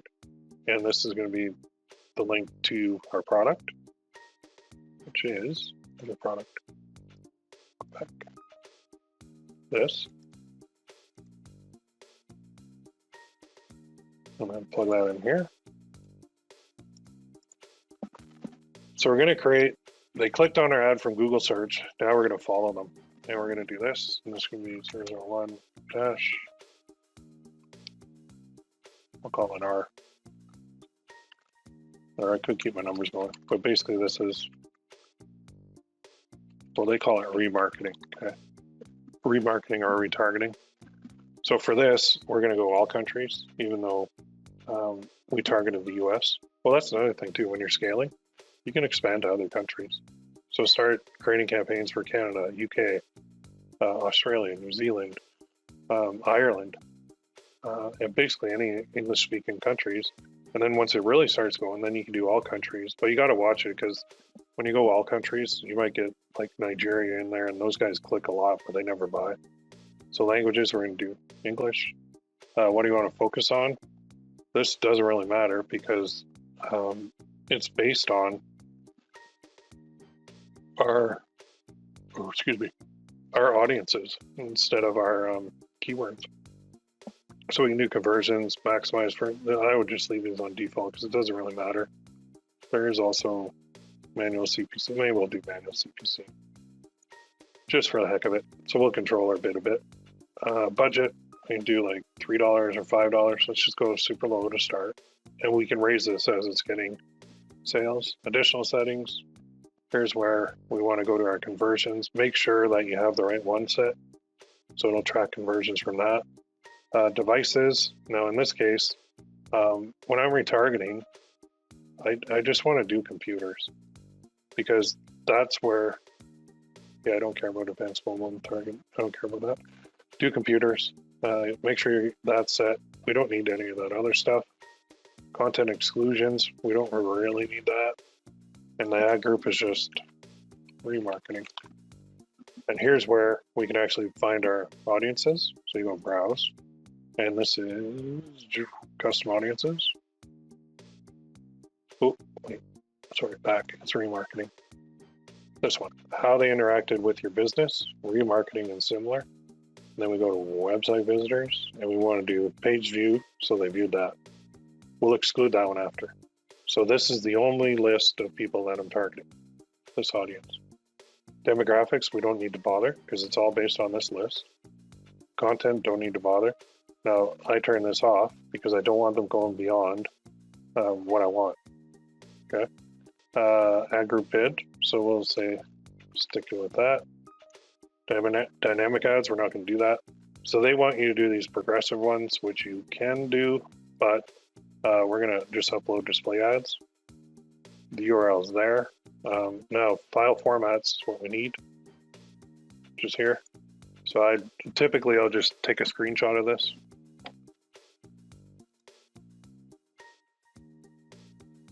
And let's go with that. Save. Okay, so I got a screenshot because I do need at least 1 or 2 ads here. So I'm going to show you the ones I do first, which is the 728 by 90. And then I'll just resize it to 468 by 60. And then I could also do 300 by 250, which is right here. Those are typically the ones I'll do, but I'll do an example here. So you're like, crap, how do I make a banner? And I'll create. And I'll do just type in leaderboard in here. There you go. It's 728 by 90. And so let's say, so you can pick any one you want, but I'm not going to use that one. Let's do something new.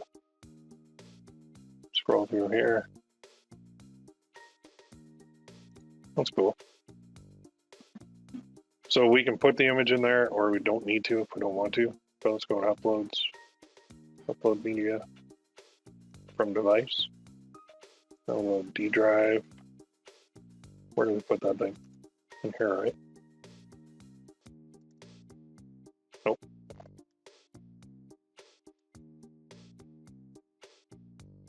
Or did I?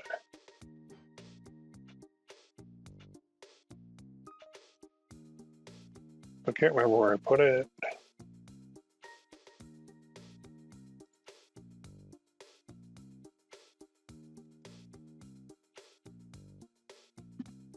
Okay, so what I'll do is I'll cheat here. I'll go same image ads, just put it in there. I'll go back here. Let's go D drive, images.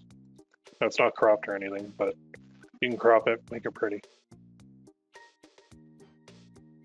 I'm just going to drag it across.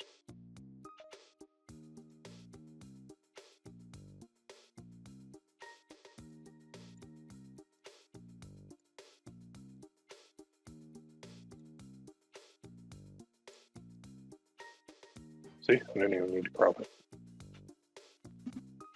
So I can put this over here maybe, and then here I'll change the text.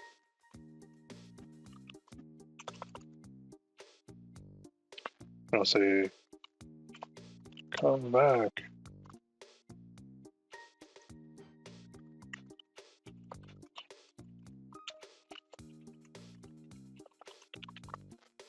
Something like that.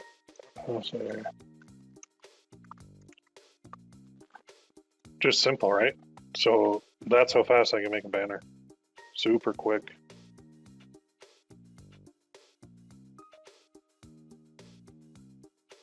All right, so let's download this. I'm sure there's an easier way to do a copy and like resize it. I'm just gonna hit resize. And I'm gonna do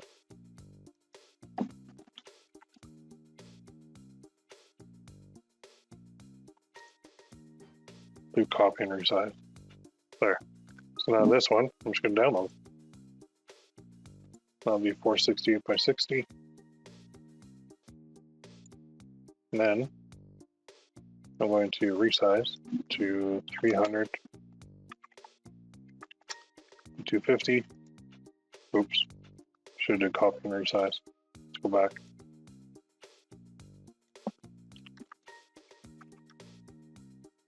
There we go. Now you can just kind of expand this out. So let's go. If you hold shift down, you can select all these and make it big. And let's drag this over here, maybe. Let's put this guy up here. I mean, this is like not the prettiest thing, but I'm just going for speed here. There. Actually, that's not too bad. I'm gonna make this even bigger.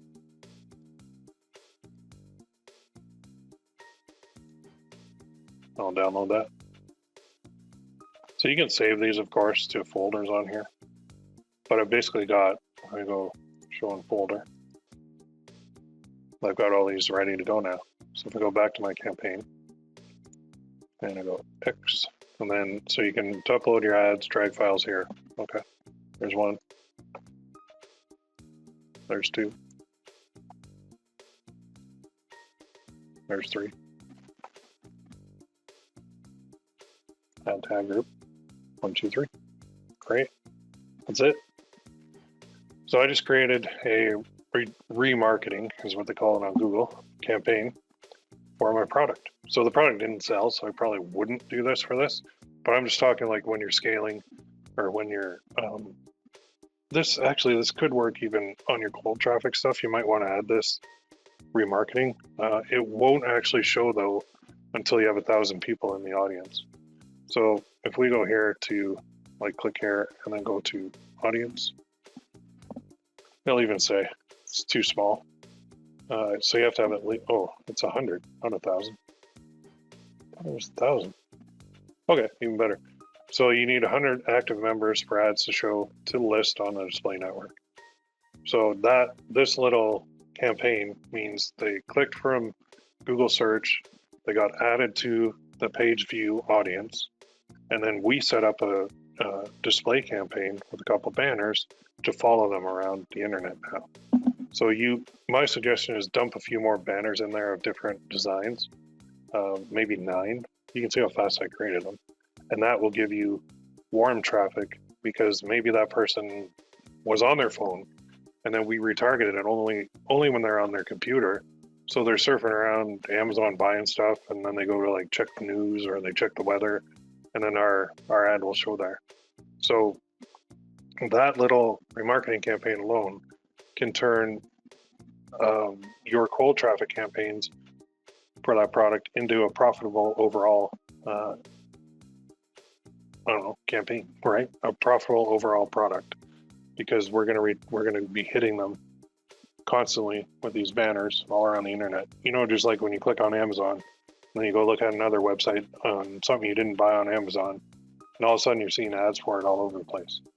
Or you go to a store, same thing. They remarket you, retarget you all over. Same with Facebook, except Facebook retargets you on Facebook. They don't tend to go off as much. So that's the way you do it. Yeah, I always forget where I put things. I'm having a real brain fart today. I don't know why. I'm on a new diet. I think that's why.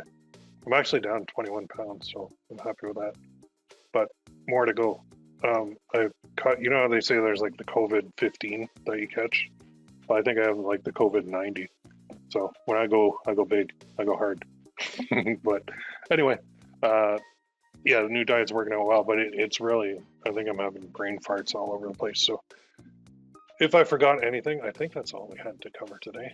Yeah, that's it. So if you do have questions, post them in the forums. We covered a lot of ground, but if anything you gained, I hope the most important thing you saw was that when I spend that money, it's not just burned and gone. I actually invested in figuring out what's going to work better for my next campaign and my next product and my next round of testing. So just because we launched one, it doesn't, and I could have cheated and I could have taken a necklace that I have working right now on Google search, but I didn't want to do that because you guys aren't going to have that luxury. You're going to have to find those winners first. So finding the winners is still the worst part, no matter what traffic source you're using. But some traffic sources are actually better than others. So you can see with a couple tweaks of this one, it's going to work very well. And then there are even day parting things that we could do too. Actually, I'll show you that real quick. So if we look at all campaigns, you can go to reports too. And there's a whole bunch in here. I mean, this is a whole hour long thing too, but under reports, you can start seeing kind of when people clicked the most. Time of day here, check this. So that's day. If I want to look at time, there's time. performance level. It's in here. Time.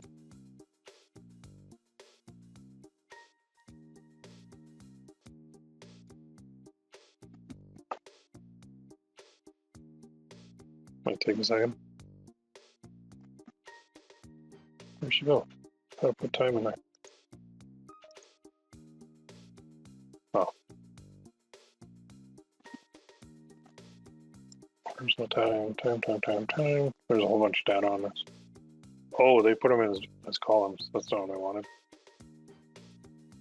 It's like standard army time. Yeah, so that's 16 is like 4 o'clock. That's 5 o'clock. Yeah, there's a better report. I'm not doing it right. The row, I want time. Let me drag that up. Hour of day.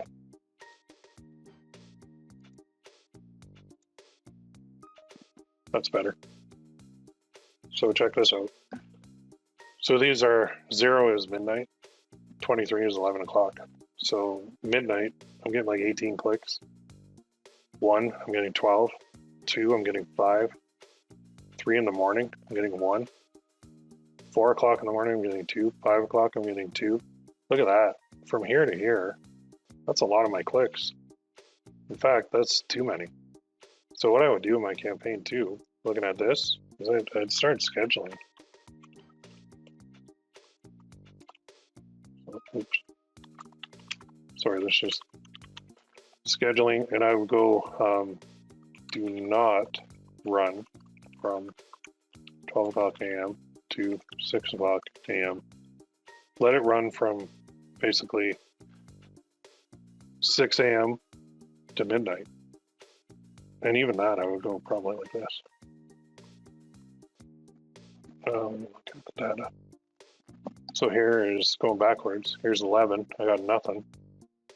10. I got 1. 9. So I would go maybe 10 o'clock. Run it from 6 in the morning to 10 o'clock at night. Because I think these are junk clicks. Like, I don't think people are.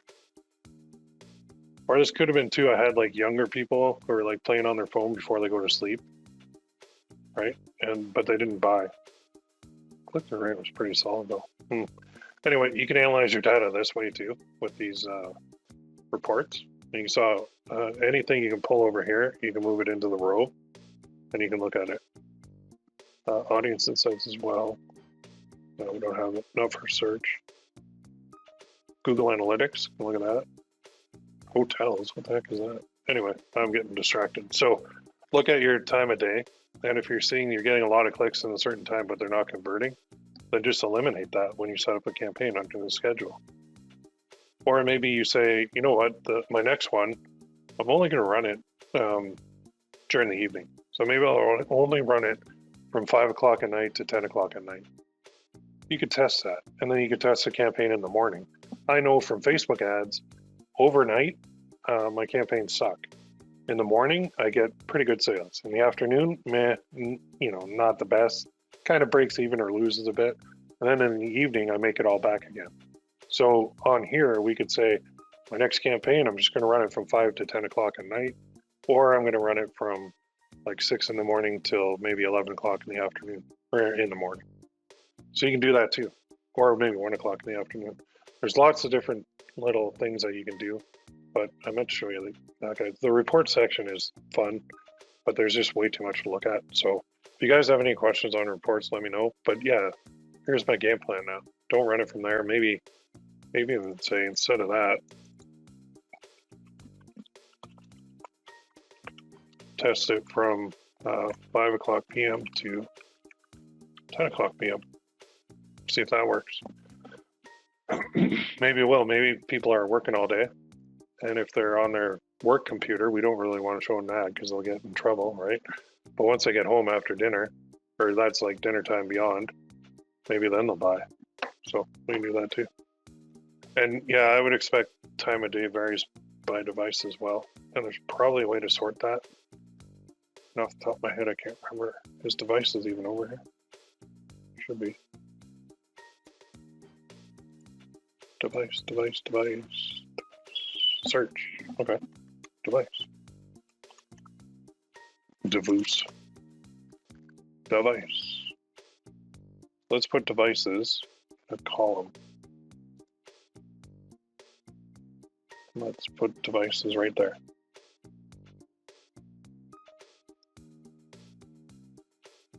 Desktop, mobile. Oh yeah, look at that. Yep. What this is telling me, so this is midnight, 1, 2, 3, 4, right? These people are in bed and they're just playing on their phone. So they're not necessarily buying, but they're like, oh, that's interesting. I'm not going to buy it, but that's interesting. So maybe even just eliminating those couple hours will do us a lot better. Because look at on desktop, right? Midnight and then 1 a.m. So actually some people are up late.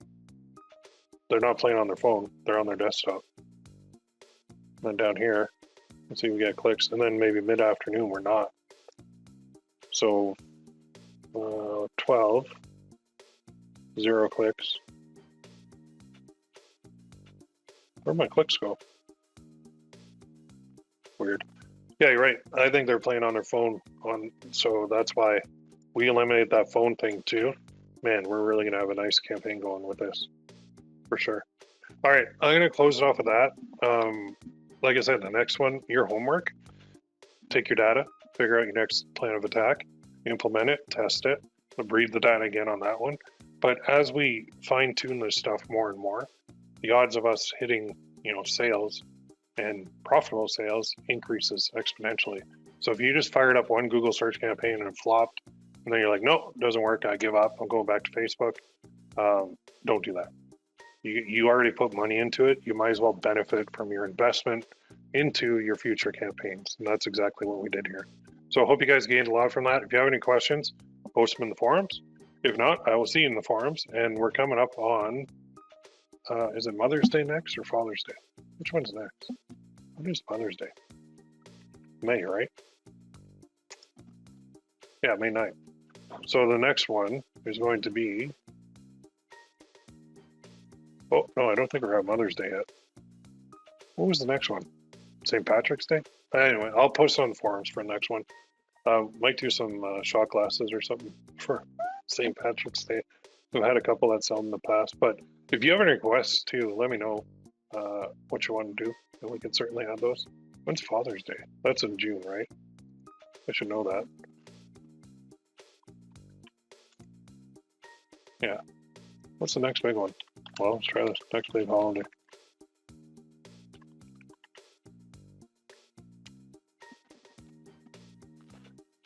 Time and date, holiday and observances. President's Day, no, don't really care about that.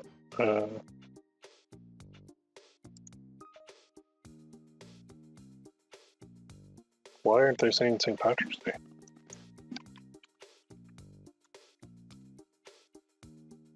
March. Yeah, I think that's going to be the next one. St. Patty's Day, even funny t-shirts work well for that. So there's a lot of stuff we can do. Anyway, I'll post it in the forums. You guys have a great day, and thanks for coming on. We will talk to you very soon.